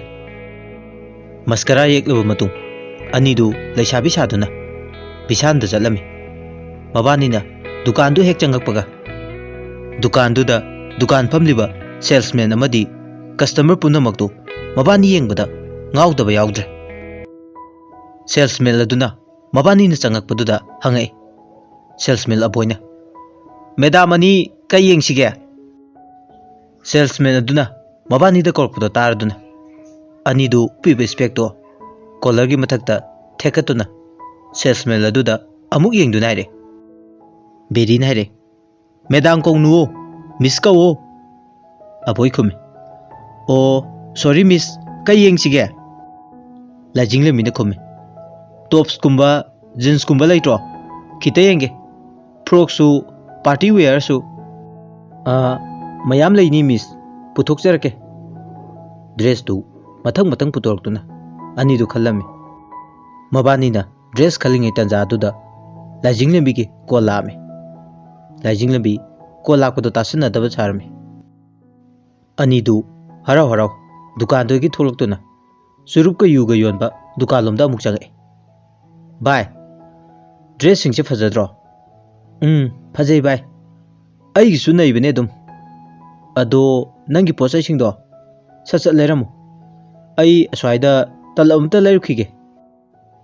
ꯍꯧꯔꯛꯑꯗꯧꯅꯤ ꯍꯤꯡꯆꯥꯕꯤ, ꯅꯪ ꯑꯃ, ꯁꯤꯕꯨ ꯃꯤꯅ ꯇꯧꯅꯗꯕ ꯊꯕꯛꯂꯣ? ꯅꯪꯁꯨ ꯆꯥꯔꯤꯗꯨꯅꯤ. ꯍꯣꯏꯅꯦ ꯍꯣꯏꯅꯦ ꯚꯥꯏ, ꯑꯗꯣ ꯑꯩꯈꯣꯏ ꯔꯤꯌꯦꯜ ꯏꯋꯥꯁꯤꯡꯗꯣ ꯎꯍꯟꯗ꯭ꯔ ꯂꯣꯏꯔꯦ. ꯃꯥꯅꯦ ꯃꯥꯅꯦ, ꯆꯨꯝꯃꯤ ꯚꯥꯏ, ꯃꯣꯏꯅ ꯈꯪꯗꯕꯁꯤꯅꯤ ꯑꯩꯈꯣꯏꯅ ꯄꯥꯝꯃꯤꯁꯤꯁꯨ. ꯍꯣꯏ ꯚꯥꯏ, ꯅꯪ ꯂꯩꯔꯨꯔꯣ, ꯑꯩ ꯁꯤꯗ ꯉꯥꯏꯔꯝꯃꯒꯦ. ꯂꯥꯏꯖꯤꯡꯂꯦꯝꯕꯤꯅ ꯆꯠꯈ꯭ꯔꯕ ꯃꯇꯨꯡ ꯕꯦꯔꯤꯅ ꯂꯦꯞꯂꯤꯉꯩ ꯇꯥꯟꯖꯥ ꯑꯗꯨꯗ ꯃꯕꯥꯅꯤꯅ ꯀꯣꯏꯅꯕ ꯄꯥꯈꯪ ꯑꯃꯔ ꯑꯃꯗꯤ ꯔꯥꯖꯦꯁ ꯂꯥꯛꯏ. ꯕꯦꯔꯤꯒꯤ ꯃꯅꯥꯛꯇ ꯆꯪꯁꯤꯜꯂꯒ ꯍꯥꯏꯔꯦ. ꯔꯥꯖꯦꯁꯅ, ꯁꯦꯁ, ꯏꯇꯨꯁꯦ ꯀꯩ ꯂꯩꯔꯝꯃꯤꯅꯣ? ꯕꯦꯔꯤꯅ ꯈꯨꯝꯃꯤ, ꯌꯨ ꯈꯔꯒ ꯆꯨꯔꯨꯞꯀ ꯑꯃꯗꯤ ꯗ꯭ꯔꯦꯁ ꯈꯔꯒ ꯂꯩꯔꯝꯕꯅꯤꯗ ꯇꯥꯃꯣ. ꯑꯃꯔꯅ ꯑꯃꯨꯛ ꯍꯪꯉꯤ, ꯑꯗꯣ ꯑꯩꯈꯣꯏꯒꯤꯗꯤ ꯀꯗꯥꯏ? ꯑꯩꯈꯣꯏꯒꯤꯗꯣ ꯎꯗꯦꯅ. ꯑꯁꯣꯝꯗ ꯄꯣꯠ ꯆꯩ ꯂꯩꯕ ꯆꯠꯈꯤꯕꯅꯤ ꯍꯧꯖꯤꯛꯇ ꯇꯥꯃꯣ. ꯔꯥꯖꯦꯁꯅ, ꯑꯗꯣ ꯀꯩꯀꯩꯅꯣꯅꯦ ꯍꯥꯏꯔꯛꯑꯣ, ꯅꯣꯏꯅ ꯂꯩꯔꯤꯗꯣ ꯌꯦꯡꯒꯦ. ꯕꯦꯔꯤꯅ ꯈꯨꯝꯃꯤ, ꯀꯩꯅꯣ ꯈꯪꯗꯦ, ꯍꯣꯔꯦꯟ ꯅꯨꯃꯤꯗꯥꯡ ꯂꯥꯏꯖꯤꯡꯂꯦꯝꯕꯤ ꯍꯣꯏꯗ ꯄꯥꯔꯇꯤ ꯇꯧꯕꯗꯤ ꯑꯣꯏꯔꯔꯣꯏ, ꯑꯩꯈꯣꯏꯗ ꯑꯣꯏꯅ ꯇꯧꯔꯅꯤ, ꯑꯗꯨꯗ ꯑꯣꯏꯅ ꯌꯦꯡꯉꯣꯕ. ꯑꯃꯔ ꯑꯃꯗꯤ ꯔꯥꯖꯦꯁꯅ, ꯑꯗꯨꯗꯤ ꯑꯩꯈꯣꯏꯁꯨ ꯑꯃꯨꯛ ꯆꯠꯂꯨꯈꯤꯒꯦ, ꯍꯣꯔꯦꯟꯒꯤ ꯗ꯭ꯔꯦꯁ ꯂꯩꯔꯨꯈꯤꯒꯦ. ꯇꯥꯃꯣ, ꯑꯗꯨꯗꯤ ꯍꯣꯔꯦꯟ ꯊꯦꯡꯅꯔꯁꯦ ꯃꯈꯣꯏ ꯑꯅꯤꯒꯤ ꯅꯨꯄꯥꯁꯤꯡ ꯑꯗꯨ ꯋꯥꯔꯤ ꯁꯥꯟꯅꯕ ꯂꯣꯏꯔꯗꯨꯅ ꯒꯥꯔꯤ ꯊꯧꯗꯨꯅ ꯆꯠꯈꯤꯔꯝꯃꯤ ꯂꯥꯏꯖꯤꯡꯂꯦꯝꯕꯤꯁꯨ ꯉꯥꯏꯍꯥꯛ ꯂꯩꯔꯒ ꯃꯐꯝ ꯑꯗꯨꯗ ꯑꯃꯨꯛ ꯆꯪꯉꯛꯇꯨꯅ ꯍꯥꯏꯔꯛꯏ ꯂꯥꯛꯑꯣ ꯚꯥꯏ ꯆꯠꯂꯁꯦ ꯂꯥꯛꯑꯒꯦ ꯚꯥꯏ ꯑꯗꯣ ꯍꯣꯔꯦꯟ ꯑꯩ ꯅꯪ ꯂꯧꯕ ꯂꯥꯛꯇꯣꯏꯅꯤꯀꯣ ꯂꯥꯏꯖꯤꯡꯂꯦꯝꯕꯤꯁꯨ ꯕꯦꯔꯤꯕꯨ ꯊꯥꯗꯔꯝꯃꯒ ꯃꯌꯨꯝꯗ ꯍꯜꯂꯛꯑꯝꯃꯤ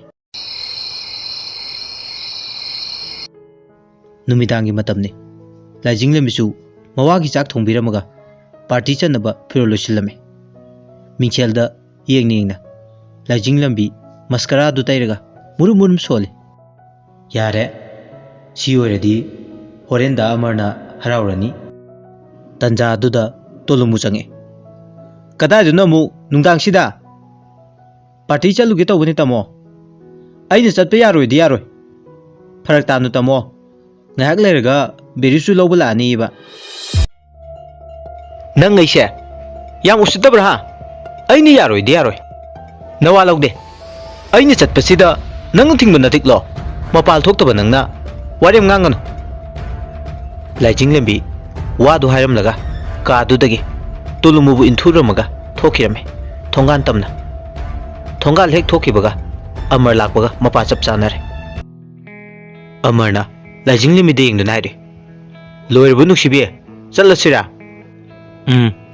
ꯆꯠꯂꯁꯤꯗ ꯂꯥꯏꯖꯤꯡꯂꯦꯝꯕꯤꯅ ꯒꯥꯔꯤ ꯀꯥꯈꯠꯈꯤꯕꯗꯣ ꯇꯣꯂꯨꯃꯨꯅ ꯎꯍꯧꯔꯦ ꯇꯣꯂꯨꯃꯨ ꯁꯥꯎꯔꯒ ꯃꯨꯔꯨꯝ ꯃꯨꯔꯨꯝ ꯁꯣꯜꯂꯤ ꯑꯉꯥꯡ ꯃꯥꯅ ꯑꯩꯅ ꯍꯥꯏꯕ ꯋꯥꯗ ꯌꯥꯗ꯭ꯔꯕ ꯑꯩꯉꯣꯟꯗꯒꯤ ꯉꯝꯃꯒ ꯆꯠꯈ꯭ꯔꯕ ꯈꯪꯒꯅꯤ ꯂꯥꯛꯇ ꯂꯥꯛꯈꯤꯁꯅꯨ ꯂꯥꯏꯖꯤꯡꯂꯦꯝꯕꯤꯗꯤ ꯁꯣꯝꯗ ꯑꯃꯔꯅ ꯄꯨꯔꯛꯄ ꯃꯐꯝ ꯑꯗꯨꯗ ꯍꯔꯥꯎꯕꯅ ꯁꯤꯔꯦ ꯋꯥꯎ ꯗꯥ ꯌꯥꯝ ꯐꯖꯩ ꯁ꯭ꯋꯥꯏꯁꯦ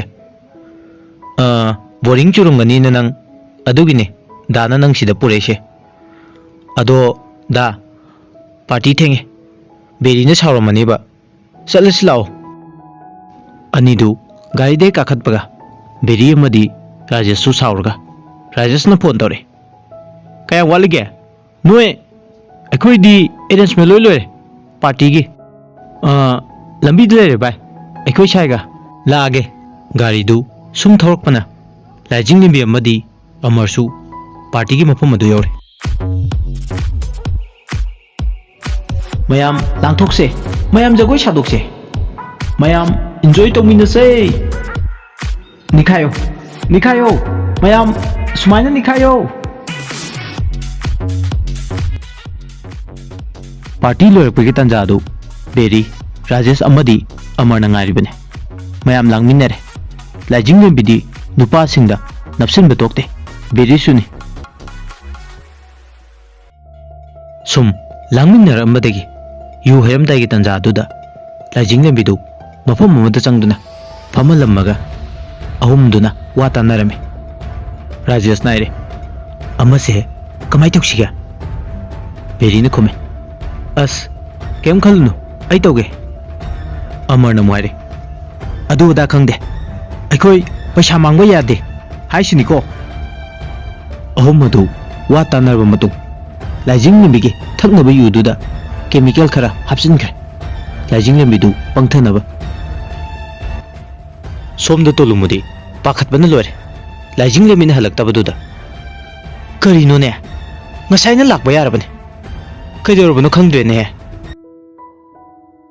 ꯁꯣꯝꯗ ꯂꯥꯏꯖꯤꯡꯂꯦꯝꯕꯤꯗꯤ ꯑꯃꯔꯅ ꯆꯪꯉꯛꯄꯗꯨ ꯎꯔꯒ ꯀꯦꯁꯟꯅꯔꯝꯃꯤ ꯗꯗꯥ ꯑꯩꯁꯦ ꯀꯌꯥꯝ ꯅꯨꯡꯁꯤꯒꯦ ꯃꯌꯥꯝ ꯅꯨꯡꯁꯤꯌꯦ ꯑꯗꯣ ꯅꯪꯁꯦ ꯑꯩꯒꯤ ꯑꯣꯏꯔꯗꯣꯏꯅꯤ ꯉꯁꯤꯗꯤ ꯂꯥꯏꯖꯤꯡꯂꯦꯝꯕꯤꯁꯨ ꯅꯨꯃꯤꯠꯁꯤꯗꯤ ꯅꯨꯄꯥ ꯈꯨꯗꯤꯡꯃꯛꯅ ꯍꯥꯏꯕ ꯂꯣꯏꯅ ꯌꯥꯔꯝꯃꯦ ꯇꯟꯖꯥ ꯑꯗꯨꯗ ꯕꯦꯔꯤꯁꯨ ꯔꯥꯖꯦꯁꯀ ꯆꯪꯃꯤꯟꯅꯔꯦ ꯕꯦꯔꯤꯅ ꯍꯥꯏꯔꯦ cute couples let's have a party ꯔꯥꯖꯦꯁꯅ ꯈꯨꯝꯃꯦ ꯌꯥ it will be fun right my wife ꯑꯃꯔꯅ ꯌꯦꯁ ꯋꯥꯟ ꯃꯣꯔ ꯇ꯭राꯏ ꯂꯥꯏꯖꯤꯡꯂꯦꯝꯕꯤꯅ ꯈꯨꯝꯃꯦ ꯌꯥ ꯑꯥꯏ ꯋꯥꯟꯅ ꯗꯥꯟꯁ ꯕꯦꯔꯤ ꯇꯟꯖꯥ ꯑꯗꯨ ꯂꯧꯔꯒ ꯋꯦꯇꯔ ꯀꯧꯔꯝꯃꯦ waiter for wine glass please ꯋꯦꯇꯔꯗꯨꯅ ꯒ꯭ꯂꯥꯁ ꯃꯔꯤ ꯄꯨꯔꯛꯇꯨꯅ ꯕꯦꯔꯤꯒꯤ ꯃꯅꯥꯛꯇ ꯊꯝꯂꯝꯃꯒ ꯆꯠꯈ꯭ꯔꯦ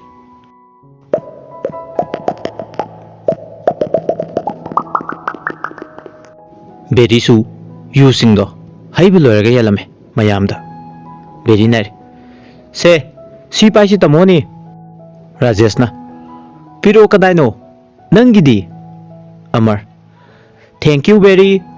Ado laijing lembigidi. Ai pukhrage. Se, sida leirese. Ado be careful. Hoi piruro. Beri ke Rajesh kasu yu ngauminarga dance ta hore. Amar ngahak lerga yu ngaurga laijing lembigi manakta changai. Se baby nangini si vaishalo. Love you baby.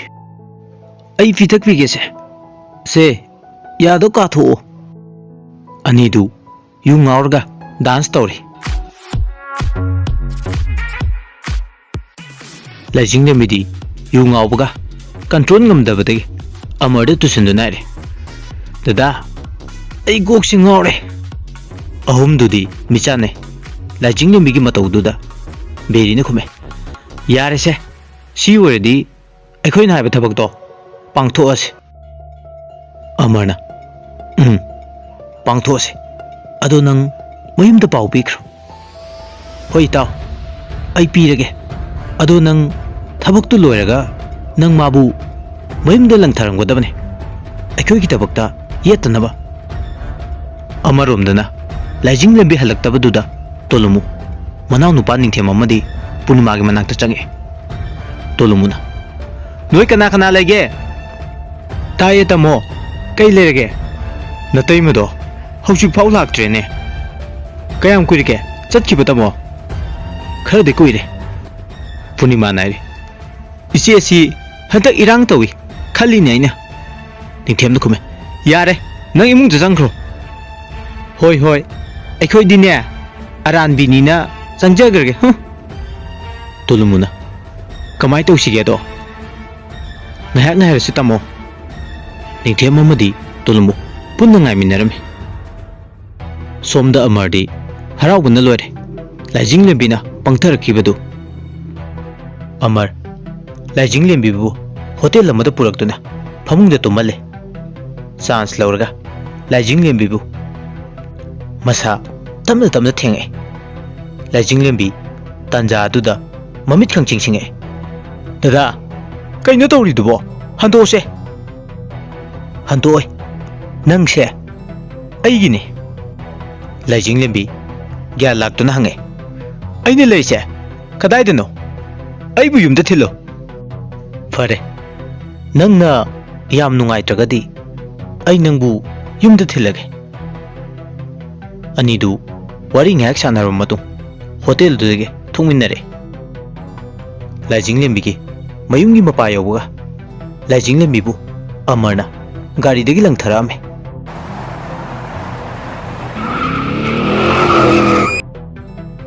Gari gi makhol adu tabda somda laijing lembidi firol duga khumupdo makutta yalaga hai hari change.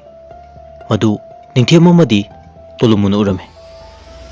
Mangon hege uga laijing lembidu gyan mangkhre. Mayam changdana mabu potha lame. Ngahak lerga laijing lembido gyan daraktana tolumubu konsilame. Adugo wari pumhairame. Tolumusu wari singdu tabda sauningame. Adubu fathara kaire. Kaisu khalurunuse haukrabudi haukre. Tamo kaisu khandese. Tamo nangse yam phaiko. Aina phatrasu ai ngasidi yam pende. Aina tawkibasingdo aibu ngakpiyo tamo. Ngakpirabane tamona nangbu. Ado mathangdagidi nang siguma thabakse tawrunuko tamo nungaite. Si harga tolumu laijing lembibu fajana pothalame. Somdasu ningthem changakpaduda punimana hangame. Yambong isi ado kaisu tahudrabo. Gya laure ma masana lale hajare. Adagidi makha hairo tamo. Ho adaidi ne tamo na ngakpire. Makha di ꯂꯩꯇ꯭ꯔꯦ ꯂꯥꯛꯑꯣ ꯇꯨꯝꯃꯁꯦ ꯌꯥꯝꯕꯨꯡ good night ꯁꯣꯝꯗ ꯇꯣꯂꯨꯃꯨꯁꯨ ꯂꯥꯏꯖꯤꯡ ꯂꯦꯝꯕꯤꯒꯤ ꯃꯅꯥꯛꯇ ꯐꯝꯅ ꯐꯝꯅ ꯎꯏꯊꯔꯛꯑꯝꯃꯤ ꯑꯗꯨꯒ ꯄꯨꯔꯅꯤꯃꯥ ꯑꯃꯗꯤ ꯅꯤꯡꯊꯦꯝꯁꯨ ꯑꯗꯨꯃꯛ ꯇꯨꯝꯊꯈ꯭ꯔꯦ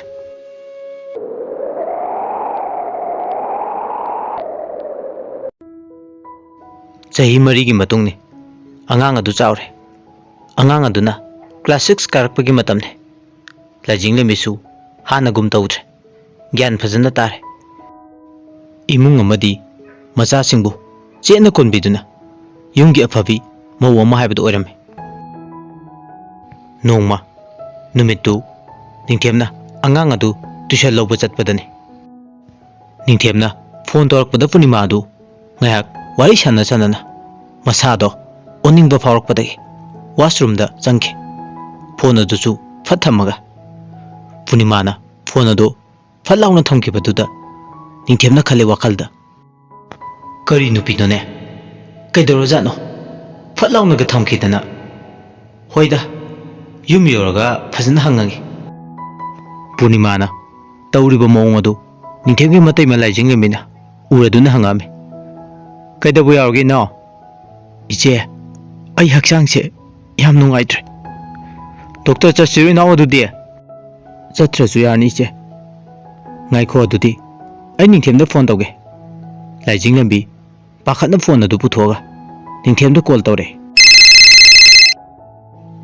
ꯕꯨꯡꯉꯣ ꯌꯨꯝꯗ ꯌꯥꯝ ꯊꯨꯅ ꯂꯥꯛꯑꯣ ꯀꯩꯗꯧꯕ ꯌꯥꯎꯔꯒꯦ ꯏꯇꯩꯃ ꯌꯨꯝꯗ ꯂꯥꯛꯑꯒ ꯈꯪꯒꯅꯤ ꯋꯥꯁꯦ ꯍꯥꯏꯔꯝꯃꯒ ꯃꯇꯩꯃꯗꯨ ꯐꯣꯟ ꯊꯝꯈ꯭ꯔꯦ ꯅꯤꯡꯊꯦꯝꯗꯨ ꯃꯆꯥꯅꯨꯄꯥꯒ ꯂꯣꯏꯅꯅ ꯌꯨꯝꯗ ꯍꯜꯂꯛꯄꯗꯨꯗ ꯀꯥꯗꯨ ꯍꯦꯛ ꯌꯧꯕꯒ ꯄꯨꯔꯅꯤꯃꯥꯅ ꯇꯧꯔꯤꯕ ꯃꯑꯣꯡ ꯑꯗꯨ ꯎꯕꯗ ꯁꯠ ꯄꯥꯏꯁꯤꯟꯈꯤ ꯃꯅꯥꯛ ꯇꯝꯅ ꯑꯗꯨꯒ ꯗꯣꯛꯇꯔ ꯇꯥꯅ ꯄꯨꯈꯤ ꯗꯣꯛꯇꯔ ꯍꯦꯛ ꯌꯧꯕꯒ ꯄꯨꯔꯅꯤꯃꯥ ꯒ꯭ꯌꯥꯟ ꯇꯥꯔꯛꯑꯦ ꯗꯣꯛꯇꯔꯅ ꯀꯨꯞꯅ ꯌꯦꯡꯂꯕ ꯃꯇꯨꯡ ꯑꯁꯨꯝꯅ ꯍꯥꯏꯔꯛꯑꯦ ꯀꯩꯁꯨ ꯇꯧꯔꯣꯏ ꯃꯥꯒꯤ ꯑꯅꯥꯕꯁꯦ ꯑꯔꯨꯕ ꯅꯠꯇꯦ ꯄꯥꯈꯠꯀꯅꯨ ꯀꯔꯤ ꯑꯣꯏꯅꯅꯣ ꯗꯣꯛꯇꯔ ꯍꯥꯏꯕꯤꯌꯨ ꯗꯣꯛꯇꯔꯗꯨ ꯅꯤꯡꯊꯦꯝꯒꯤ ꯋꯥꯍꯩ ꯇꯥꯕꯗ ꯑꯁꯨꯝꯅ ꯑꯃꯨꯛ ꯍꯥꯏꯔꯛꯑꯦ ꯅꯣꯛꯐꯦꯠ ꯇꯧꯗꯨꯅ She is going to be mother. She is pregnant. ꯄꯥꯎ ꯑꯗꯨ ꯇꯥꯕꯗ ꯅꯤꯡꯊꯦꯝ ꯌꯥꯝ ꯍꯔꯥꯎꯔꯝꯃꯤ ꯑꯗꯨꯒ ꯃꯣꯃꯣꯟ ꯃꯤꯅꯣꯛ ꯑꯃꯒ ꯂꯣꯏꯅꯅ ꯍꯥꯏꯔꯛꯑꯦ ꯌꯥꯝ ꯍꯔꯥꯎꯏ ꯗꯣꯛꯇꯔ ꯑꯗꯣ ꯑꯔꯨꯝꯕ ꯊꯥꯡꯒꯟꯒꯅꯨ ꯐꯖꯅ ꯕꯦꯗ ꯔꯦꯁ ꯇꯧꯍꯜꯂꯣꯀꯣ ꯍꯣꯏ ꯐꯅꯤ ꯗꯣꯛꯇꯔ ꯑꯗꯨꯗꯤ ꯌꯨꯝꯗ ꯍꯟꯕ ꯌꯥꯔꯕꯣ ꯌꯥꯔꯅꯤ ꯑꯗꯣ ꯃꯔꯛ ꯃꯔꯛꯇ ꯆꯦꯀꯞ ꯂꯥꯛꯄꯤꯌꯨ ꯗꯣꯛꯇꯔꯗꯨ ꯋꯥꯔꯤ ꯁꯥꯟꯅꯔꯕ ꯃꯇꯨꯡ ꯆꯠꯈꯤꯔꯝꯃꯤ ꯁꯣꯝꯗ ꯅꯤꯡꯊꯦꯝꯅ ꯄꯨꯔꯅꯤꯃꯥꯒꯤ ꯃꯅꯥꯛꯇ ꯆꯪꯉꯛꯇꯨꯅ ꯃꯥꯕꯨ ꯇꯞꯅ ꯀꯣꯟꯁꯤꯜꯂꯝꯃꯤ ꯑꯗꯨꯒ ꯍꯥꯏꯔꯛꯑꯦ ꯅꯨꯡꯉꯥꯏꯕ ꯄꯥꯎ ꯋꯥꯎ ꯌꯥꯝꯃꯣ ꯅꯨꯡꯉꯥꯏꯇ꯭ꯔꯣ ꯄꯥꯎꯁꯦ ꯌꯥꯝ ꯅꯨꯡꯉꯥꯏ ꯕꯕꯥ ꯍꯥꯏꯅ ꯀꯧꯗꯣꯏꯕ ꯑꯅꯤ ꯁꯨꯗꯣꯔꯕꯀꯣ ꯌꯥꯝ ꯍꯔꯥꯎꯋꯦ ꯑꯩ ꯀꯧꯗꯣꯔꯕꯅꯤ ꯀꯨꯏꯔꯔꯣই ꯂꯥꯛꯇꯧꯕꯁꯨ ꯌꯥꯝꯕꯣ ꯃꯕꯥꯅꯤ ꯉꯥꯏꯍꯥꯛ ꯋꯥꯔꯤ ꯁꯥꯟꯅꯔꯕ ꯃꯇꯨꯡ ꯌꯨꯝꯂꯣꯝꯗ ꯍꯜꯂꯛꯑꯝꯃꯤ ꯌꯨꯝ ꯌꯧꯔꯕ ꯃꯇꯨꯡ ꯃꯆꯥꯅꯨꯄꯥ ꯑꯍꯟ ꯄ꯭ꯔꯤꯊꯤꯕꯤꯔꯥꯖ ꯃꯥꯡꯒꯣꯟꯗ ꯁꯥꯟꯅꯔꯝꯃꯤ ꯃꯆꯦ ꯂꯥꯏꯖꯒ ꯃꯃꯥꯒ ꯃꯄꯥꯒ ꯍꯦꯛ ꯂꯥꯛꯄ ꯎꯕꯗ ꯆꯣꯡꯁꯤꯜꯂꯦ ꯃꯃꯥꯗ ꯍꯨꯏ ꯑꯉꯥꯎꯕꯗꯧꯅ ꯑꯗꯨꯒ ꯅꯤꯡꯉꯥꯏ ꯇꯧꯔꯝꯃꯤ ꯃꯃꯥ ꯑꯆꯥꯄꯣꯠ ꯄꯤꯌꯣ ꯍꯣꯏ ꯄꯤꯊꯣꯛꯑꯒ ꯂꯣꯏꯔꯦ ꯏꯆꯥꯒꯤꯕꯨ ꯂꯥꯛꯑꯣ ꯂꯥꯛꯑꯣ ꯃꯃꯥ ꯏꯇꯣꯝꯇꯒꯤꯔꯣ ꯅꯇꯣꯝꯗꯩ ꯅꯠꯇꯦꯀꯣ ꯅꯆꯦꯒꯤꯁꯨ ꯌꯥꯎꯕꯅꯤ ꯆꯥꯃꯤꯟꯅꯔꯣ ꯃꯆꯥꯅ ꯁꯨꯔꯨ ꯁꯨꯔꯨ ꯅꯩꯕꯗꯨꯗ ꯅꯤꯡꯊꯦꯝꯅ ꯇꯞꯅ ꯀꯧꯁꯤꯜꯂꯝꯃꯤ ꯃꯆꯥꯗꯣ ꯑꯗꯨꯒ ꯍꯥꯏꯔꯛꯑꯦ ꯁꯅꯥꯃꯇꯨꯝ ꯃꯃꯥꯁꯦ ꯅꯥꯔꯤꯕꯅꯤ ꯌꯥꯝ ꯂꯥꯡꯒꯅꯨꯀꯣ ꯂꯥꯛꯑꯣ ꯕꯕꯥꯒ ꯆꯪꯉꯁꯤ ꯍꯣꯏ ꯕꯕꯥ ꯑꯩ ꯍꯣꯔꯦꯟ ꯂꯥꯛꯀꯦ ꯑꯩ ꯁꯥꯟꯅꯔꯨꯈꯤꯒꯦ ꯃꯆꯥ ꯑꯗꯨ ꯍꯥꯏꯔꯝꯃꯒ ꯁꯥꯟꯅꯕ ꯆꯠꯈ꯭ꯔꯦ ꯅꯤꯡꯊꯦꯝꯅ ꯄꯨꯔꯅꯤꯃꯥꯕꯨ ꯃꯈꯨꯠ ꯁꯝꯗꯨꯅ ꯄꯨꯁꯤꯜꯂꯛꯄꯗꯣ ꯃꯇꯩꯃ ꯂꯥꯏꯖꯤꯡ ꯂꯦꯝꯕꯤꯅ ꯎꯔꯝꯃꯤ ꯑꯗꯨꯒ ꯍꯥꯏꯔꯝꯃꯤ ꯀꯃꯥꯏ ꯇꯧꯔꯤ ꯏꯕꯨꯡꯉꯣ ꯗꯣꯛꯇꯔꯅ ꯐꯖꯅ ꯔꯦꯁ ꯇꯧꯍꯜꯂꯣꯅ ꯍꯥꯏ ꯏꯇꯩꯃ ꯍꯣꯏ ꯐꯖꯅ ꯄꯣꯊꯥꯍꯜꯂꯁꯦ ꯑꯗꯨꯗꯤ ꯏꯇꯩꯃ ꯑꯝꯇ ꯂꯩꯃꯤꯟꯅꯔꯝꯃꯣ ꯑꯩ ꯍꯤꯗꯥꯛꯁꯤꯡꯁꯦ ꯑꯝꯇ ꯂꯩꯔꯨꯈꯤꯒꯦ Hoi bungo. Kuidi kuirakanuko. Hoi, itaima. Ai phat laknaba tauge. Hoi. Chalo chalo. Ningthem chatkhirba matung. Layangna Punimagi manakta changaktuna. Phajana seba tawbirame. Nasa sohanba yadeko. Iche chak thongbirugige. Hoi iche. Sana matumdo amta kawbiramu. Hoi. Laijing lembi kaadudagi tholaktuna. Mangolum donchinduna. Pithibirasna sanabado. Uraduna kawrame. Sana matum. Mamana lao hayobune. Hoi ma chaupi laage. Mamana kawre tabada. Sanabado toaga. Mamaki manakta changae. Mama mapana phate tawgunu haiba tabukta tawdaba ngangne. Pithibirase yam singlemna ing tappa gyan taba ngang amane. Ka aduda tapna changaga mamabu khangalame. Makhut macha ni duna mamagi mamita khumjilame. Mamasu machana tawune haiba khangde. Khangpre khangne laure. Kanano ne he? Iche Laijinglembi Punima na bakhatna laurpado. Phat changchile. Tanja aduda Pithibirasna mamabu khangalami. Aduga laknarame. Ya mama. Punimasu machagi matawdu ubada nungsina machabu chena konselame. Hau mamagi sana. Laijinglemisu change. Aduga haire. Kaidorgi no. Iche kashu tawdre. Fare. Iche chaklo selukige ko. Laijinglembi wahai edu hairamaga chakhumlumda amuk changkhirame. Pithibirasna mamana khumakpadu targa haraujana khume. Kai haige mama. Sida lao mama kainom haibige. Pithibiras mamana haiba wado taningmana lore. Aduna mama bu chena kolame. Aduga haire. Kaino mama phat hairo base. Aduburo yum sidane nachanupi ama laktore. Ha asengbeiro kadaino mama. Pithibiras ka aduda koiti thiba howi. Phangmandabaduda haire. Usu ude mama kaino.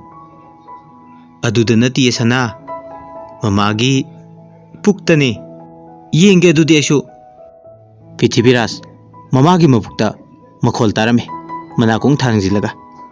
Aduga haire. Hi son, nang karam kanda laktoino ba? Tanja aduda ningthemsu change. Mama macha nigi matawdu ubada ningthemna machabu karome. Aduga haire. Se babagi sana nangi ni lauro.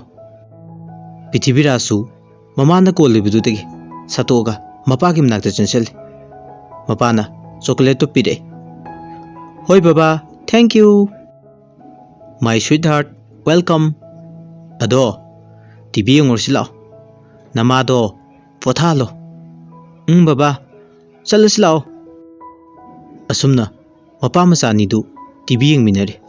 Punima su pothare pamungda mataw sumna nongma sum hawkibana thamari hawkhre.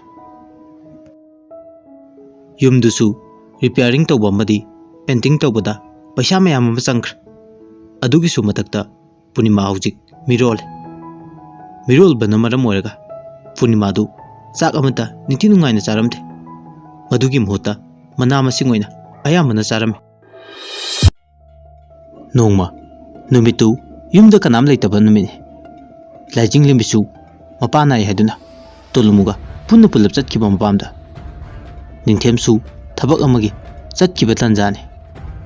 Punimana phamung de paga leringai tanja aduda mamangdu aki tujungma maga loina masado humang anapi kangduna tumlamme. Mamangda masak masa udaba nupa amakhakna masado lawzerge haibagi wane. Ada Punimana ningthem dingduna masa mangkhrena kolaga kape. Mangliba mangadu Punima taibangra haiduna mamit khangchingsing masadusu humanga loinana. Phone adu ningthemda sat tawrame. Aduga hairame anikpa khonjel. Yambung kaidawre? Yambung ay yam kijai yam thuna lao Hoi, laknaba tawrage. Itay man leitro. Leite. Ichi do. Mapa naena. Mapam chatki itayga. Hoi fare fare. Ai ngaki manungda yawnaba tawrage. Iren janna leramu. Kitang di thubiro. Yamung. Ningthem adu phone thamkhre. Somda Punima du Ningthem bu ngairi. Ngaki matung Ningthem yumda yawaktuna magi ka tu changakpada Punima du mapi rajin tharduna mabukta yawriba angang aduda yengaduna murum sonduna lerambado uraga Ningthem chansile aduga mukshaire kaidawre thwa kappi kaigino yambung laise Punima mapi du tapna taithoktuna haire Yambung ai hojiki mangdo yam ki hayo ta si thoy kamai tawrino icha se sakang daba mi amana lauke tawi ada ina icha mangkrena yamung da kolaga kapam basu ai gi mita ui is adugi bu kem tawrese maku mangai dune nangido mane yamung Lai fazana khoiramse ai wakhal si yade hoi khoiramse fazana kaishu tawrose ngaikho nang kai chaninge nangbo kem chaningde lama ka herke mung yarbo chadraso yambung chaninga kanda haige hoi fare dudi ai barum de irujarukhige ngak potharamuse Punima du Ningthemna Monduda makokto nga thali aduga phajulumna supiraga laibakta supirame fazana leramuko adu hek loibaga Ningthemsu irujaba changkhre Punima su mamit tamnu silaga tummi maramdi miron baibase nupi obisingidi yamna waba stage ne aduna mapuroibasingna manakta leibadune makoina pamjaba adugi su matakta Punima tha ahum tangaire macha unagadaba numidado asum haukre tha ahumgi matung Punima amadi Ningthemgi khwaidiga harawba numitni mabanina mangjerba manglan kaya ngasidi mangfaunare mabanigi nungsi khudoloina macha ama phangjare angang adu nupi machane yumdusu pumlang langame maramdi angang do masak mataw yam phaje mapa lawi asuga harawba numisida Ningthemsu Punima gi manakta changaktuna angang adubu mamit kuppa leitana yengjari angang adu ngorok ngobo amadi Ningthemgi pura xerox ne abe Ningthem masabu pamduna nuksina chupi laibakta aduga Punima dasu chetna konbirami numit adusu asum naukre numit mangani gi matung angang dugi sosti urme numitu Ningthem lakliba mising dugi seba tawri Punima su mayumda potharduna angang dugi manakta phamungda phame somda Ningthemgi matai mamadi mayamba tulumusu yam harawrame sak kutowo jagoi bu sabo mabanina pumlang lang imungdu Punima gi yumlumdagi lakpa mising dusu chatkirame aduga sosti la iba mamanabi singchu loina hankirame amaromdana Ningthemgi la iba mamanabi singaduna angang aduda dan thadarga laknabo borpibo tawri dan thadarga chak charba matung tilamliba mayamdo mayumda loina hanakre numitusu asum naukirame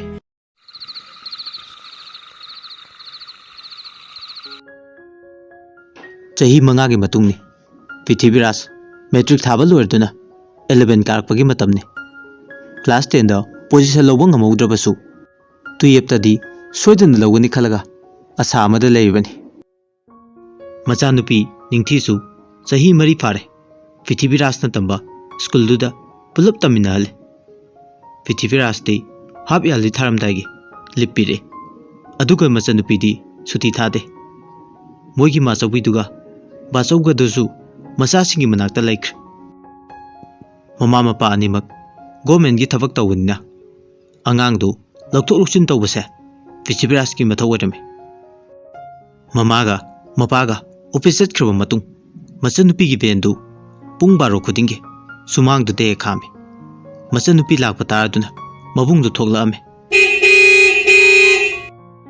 ꯂꯥꯛꯑꯦ ꯂꯥꯛꯑꯦ ꯑꯕꯦ ꯗꯗꯥ ꯂꯥꯛꯑꯦ꯫ ꯏꯕꯨꯡꯉꯣ ꯅꯆꯟꯅꯨꯄꯤꯁꯦ war ꯃꯥꯜꯂꯦꯅꯦ ꯇꯨꯝꯊꯈ꯭ꯔꯦ ꯑꯝꯇ ꯍꯧꯗꯣꯛꯎ꯫ ꯍꯣꯏ ꯌꯥꯅꯤ ꯀꯀꯥ ꯑꯩ ꯍꯧꯗꯣꯛꯆꯒꯦ꯫ ꯄ꯭ꯔꯤꯊꯤꯕꯤꯔꯥꯖꯅ ꯃꯆꯟꯅꯨꯄꯤꯗ ꯑꯣꯟꯁꯤꯟꯗꯨꯅ ꯀꯧꯔꯛꯏ꯫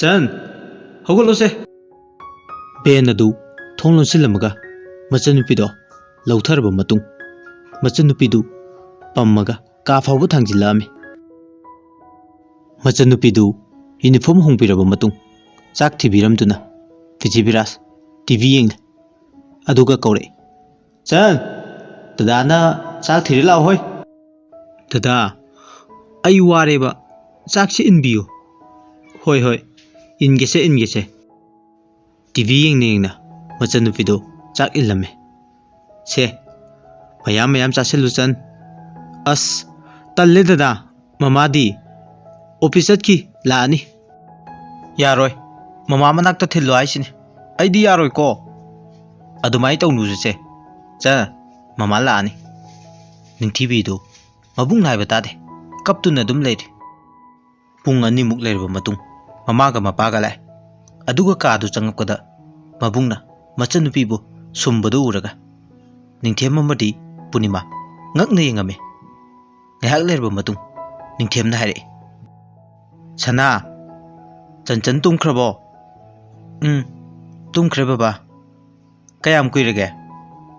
ꯄꯨꯡ 2ꯃꯨꯛ ꯄꯄꯥ꯫ ꯐꯔꯦ ꯅꯪꯁꯨ ꯂꯣꯏꯁꯤꯜꯂꯣ ꯂꯥꯎ ꯀꯣꯆꯤꯡ ꯆꯠꯅꯕ ꯕꯕꯥ ꯊꯤꯟꯕꯤꯔꯒꯦ꯫ ꯍꯣꯏ ꯕꯕꯥ꯫ ꯃꯃꯥꯗꯨ ꯆꯥꯛꯈꯨꯝꯂꯣꯝꯗ ꯐꯤꯔꯣꯜ ꯍꯣꯡꯗꯣꯛꯇꯨꯅ ꯆꯥꯛ ꯊꯣꯡꯅꯕ ꯍꯣꯕꯦ ꯆꯪꯈꯤꯕꯗꯣ ꯄ꯭ꯔꯤꯊꯤꯕꯤꯔꯥꯖꯅ ꯆꯪꯁꯤꯟꯗꯨꯅ ꯀꯧꯔꯝꯃꯤ꯫ ꯃꯃꯥ ꯑꯩ ꯆꯠꯂꯨꯈꯤꯒꯦ꯫ ꯄꯨꯔꯅꯤꯃꯥ ꯃꯆꯥꯗ ꯌꯦꯡꯗꯨꯅ ꯃꯈꯨꯠꯇꯨ ꯆꯤꯛꯄꯤꯔꯒ ꯍꯥꯏꯔꯛꯏ꯫ ꯍꯣꯏ ꯆꯠꯂꯨꯔꯣ ꯀ꯭ꯂꯥꯁꯇꯣ ꯐꯖꯅ ꯌꯥꯎꯀꯣ ꯁꯅꯥ꯫ ꯍꯣꯏ ꯃꯃꯥ꯫ ꯃꯁꯤꯒꯤ ꯃꯇꯨꯡ ꯃꯄꯥ ꯃꯆꯥ ꯑꯅꯤꯗꯨ ꯃꯌꯨꯝꯗꯒꯤ ꯊꯣꯛꯂꯛꯑꯝꯃꯤ꯫ ꯃꯆꯥꯗꯨ ꯊꯥꯗꯔꯝꯃꯒ ꯅꯤꯡꯊꯦꯝ ꯃꯌꯨꯝꯗ ꯑꯃꯨꯛ ꯍꯜꯂꯛꯑꯦ꯫ ꯂꯝꯕꯤꯗ ꯂꯩꯔꯤꯉꯩ ꯄꯨꯔꯅꯤꯃꯥꯅ ꯀꯣꯜ ꯇꯧꯔꯛꯑꯦ꯫ ꯌꯥꯝꯕꯨꯡ ꯀꯩꯗꯧꯔꯦ ꯊꯣꯏ? ꯅꯆꯥꯅꯨꯄꯤꯁꯦ ꯃꯁꯥ ꯁꯥꯒꯠꯂꯦ꯫ ꯍꯣꯏ ꯍꯤꯗꯥꯛ ꯑꯃ ꯂꯩꯔꯛꯈꯤꯒꯦ ꯑꯗꯨꯗꯤ ꯐꯖꯅ ꯄꯣꯊꯥꯍꯜꯂꯝꯃꯨ꯫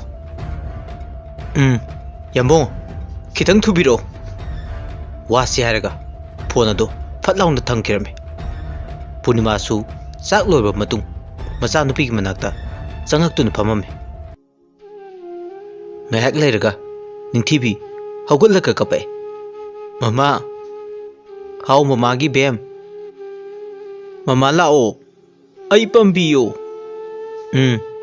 ꯑꯣꯖꯥꯅ ꯀꯩꯀꯩ ꯍꯣꯝꯋꯥꯔꯛ ꯄꯤꯔꯛꯀꯦ? ꯍꯣꯝꯋꯥꯔꯛꯇꯨ ꯄꯨꯊꯣꯛꯇꯨꯅ ꯃꯃꯥꯗ ꯇꯥꯛꯍꯜꯂꯝꯃꯤ꯫ ꯇꯟꯖꯥ ꯑꯗꯨꯗ ꯅꯤꯡꯊꯦꯝꯁꯨ ꯃꯌꯨꯝꯗ ꯌꯧꯔꯛꯑꯝꯃꯤ ꯃꯆꯥꯅꯨꯄꯥꯒ ꯂꯣꯏꯅꯅ꯫ ꯕꯕꯥ ꯂꯥꯛꯑꯦꯁꯦ ꯃꯆꯥ ꯊꯣꯏꯕꯤ꯫ ꯍꯣꯝꯋꯥꯔꯛ ꯇꯧꯔꯝꯕꯗꯨ ꯐꯠ ꯈꯨꯝꯖꯤꯜꯂꯒ ꯃꯄꯥꯒꯤ ꯃꯅꯥꯛꯇ ꯆꯦꯟꯁꯤꯜꯂꯛꯏ꯫ ꯕꯕꯥ ꯑꯩꯒꯤ ꯑꯆꯥꯄꯣꯠꯇꯤ? ꯌꯥꯎꯔꯛꯇꯦ ꯆꯠꯂꯣ ꯁ꯭ꯋꯥꯏꯗ꯫ ꯍꯔꯥꯎ ꯃꯄꯥꯒꯤ ꯃꯅꯥꯛꯇ ꯆꯪꯉꯛꯑꯝꯕꯗꯨ ꯅꯤꯡꯊꯦꯝꯅ ꯂꯥꯎꯔꯛꯄꯗꯨꯗ ꯀꯞꯄꯒ ꯆꯦꯟꯈꯤꯔꯝꯃꯤ꯫ ꯃꯗꯨ ꯎꯕꯗ ꯄ꯭ꯔꯤꯊꯤꯕꯤꯔꯥꯖꯅ ꯍꯥꯏꯔꯛꯏ꯫ ꯀꯩꯅꯣ ꯕꯕꯥ ꯆꯟꯆꯟꯁꯦ ꯁꯥꯎꯍꯜꯂꯤꯁꯦ? ꯂꯥꯛꯅꯕꯅꯤ ꯅꯆꯟꯗꯣ ꯅꯨꯡꯉꯥꯏꯔꯝꯃꯔꯣꯏ ꯅꯪ ꯑꯝꯇ ꯊꯦꯝꯕꯤꯔꯨꯆꯣ꯫ ꯍꯣꯏ ꯕꯕꯥ ꯅꯪ ꯃꯃꯥꯒꯤ ꯃꯅꯥꯛꯇ ꯆꯪꯉꯝꯃꯨ ꯑꯩ ꯆꯟꯆꯟꯁꯦ ꯊꯦꯝꯃꯒ ꯂꯥꯛꯑꯒꯦ꯫ ꯁꯤ ꯍꯥꯏꯔꯝꯃꯒ ꯄ꯭ꯔꯤꯊꯤꯕꯤꯔꯥꯖ ꯑꯆꯥꯄꯣꯠꯁꯤꯡꯗꯣ ꯄꯥꯏꯗꯨꯅ ꯃꯆꯟꯅꯨꯄꯤꯒꯤ ꯃꯅꯥꯛꯇ ꯆꯪꯉꯛꯑꯝꯃꯤ꯫ ꯄ꯭ꯔꯤꯊꯤꯕꯤꯔꯥꯖꯅ ꯆꯪꯉꯛꯄꯗ ꯅꯤꯡꯊꯤꯕꯤ ꯃꯄꯤ ꯏꯔꯥ ꯆꯤꯟꯊꯗꯨꯅ ꯀꯞꯄꯝꯃꯤ꯫ ꯀꯩꯗꯧꯔꯦ ꯆꯟ ꯀꯞꯄꯤꯗꯣ? ꯕꯕꯥꯁꯦ ꯌꯥꯝ ꯐꯠꯇꯦꯀꯣ ꯗꯗꯥ꯫ ꯇꯨꯠ ꯑꯗꯨꯒꯤꯕꯨ ꯕꯕꯥꯅ ꯅꯪꯁꯦ ꯅꯨꯡꯁꯤꯕꯒꯤ ꯂꯥꯛꯅꯕꯅꯤꯅꯦ꯫ ꯑꯁꯦꯡꯕꯩꯔꯣ ꯗꯗꯥ? ꯑꯩꯗꯤ ꯀꯞꯊꯣꯛꯎꯔꯦ꯫ ꯁꯦ ꯅꯪꯒꯤ ꯑꯆꯥꯄꯣꯠ ꯁꯤ ꯆꯥꯔꯣꯁꯦ꯫ ꯃꯆꯟꯅꯨꯄꯤ ꯃꯄꯤ ꯏꯔꯥ ꯆꯤꯟꯊꯔꯛꯄꯗꯨ ꯃꯕꯨꯡꯅ ꯇꯦꯠꯇꯣꯛꯄꯤꯔꯝꯃꯤ꯫ ꯑꯗꯨꯒ ꯍꯥꯏꯔꯛꯑꯦ꯫ Kapkanu Chansan, Dada nungaite. Tanja aduda Punima, Chak char si lawai duna kaurami. Chak char si lawai, loire chak mamana. Mamanda kaubudu, tabada nido, kumame. Hoi mama lage. Mataw sumna, makoi mariba, chak chapa changnakr. Matam masu, chatkinu yate. Nomu nomuge, asum hauke. Asumna, matam khara sokre. Masanu pining tibisu, pungkak chaure. Pithibirasu, tuyep standard yore. Miyoi bagi punsi, tambangam de. Awa nungai, kuba kunhum ne abadune. Numbitu ningthem, thabaki suspense chatpagi, khoidau sawgalaga lakpa numine. Ningthem, mayumda lakpada, yam sauna halake. Tanja aduda, Punimana, ningthemgi damak, hai mai semduna pure. Pithibirasa madi, ningtibisu, makhoi anisu, TV yengli. Ningthem, ngahak lerga, TV gi room da change. Aduga yam phingna, khonjel da wang na haire. Kaino, noi singche, nathong amta leinadrabo ha. TV yengbaga, phone paibaga. Baba, akhoi nga potharamane, wabagi. Langanu taningdene. Noi namadi, kai chatkre ha. Chakhum da lewi baba, kaigino. Maram hangna kana ingonda. Kauda kauro. Hoi baba, ai mama kaurki adude. Macha nupina, mama bu kaurba matung. Punima, ningthegi manakta, hek phambaga, ningthem misau tore. Si pumnamakse, nangna loi thoanbane. Thonba khangaba. Karino yambung. Aingona mu onsilaga, tainabirido. Aina kedorage. Tumi layu, taning dene he. Nangna, ai thabak chatkanu haibadagi. Haujikti kai sarage cha. Punima su, ningthemna sawribado. Khangaduna semjele. Yambung, angang aise, loi kiramani. Se, saksa thukpiru lao. Saksa ningde, ai, noi charuro. Pare pare. Adudi, angang anise, sak pijaru khige. Hoi pijaruro. Adudi, ai ngairamage. Yambung, ai kei no purake, pothabiramu. Si haramuga Punima, chakhumda changkr. Macha anido, chak pijarba matung. Punima adu, ningthemgi, kei no chanaba khara semaga. Ningthegi manakta amu lai. Yambung, adumai tawradi yarose. Thabak tatlaga, karamba thamoina haraudoino. Khallo nangsu. Khange isu yambung. Yambungna sawrido. Chak se khara jarga, pothabiro. Ai chak chaningdre, nang adum charo. Si haramga ningthem, phamungda changaga tumthagre. Punima su, macha anido, tumalaba matung, masu adum tumthagre. Numit adusu, asumna haukre.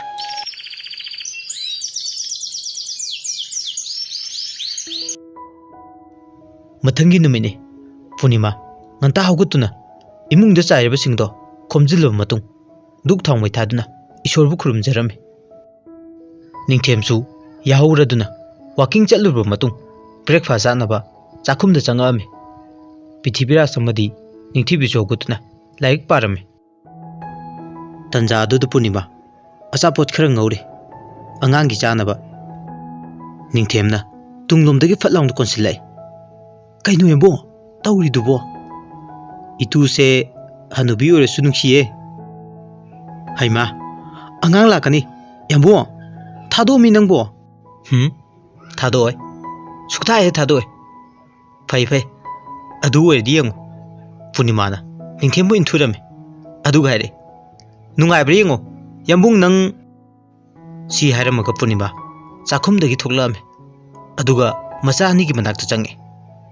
Somda ningthem, China du khangi. As, aise, isa lai raibase, kahurredana. Punima na changakpada, macha ani do, wari sanarame. Nabani, laik pau hairaga kaino. Mama, chanchanche, met haitri, adugi takpiramane. Pare, adudi mama, sangom thamamage. Sing thangatpiramage, nabani gi. Anido, laik pakre. Somda Punima su, chak thongi.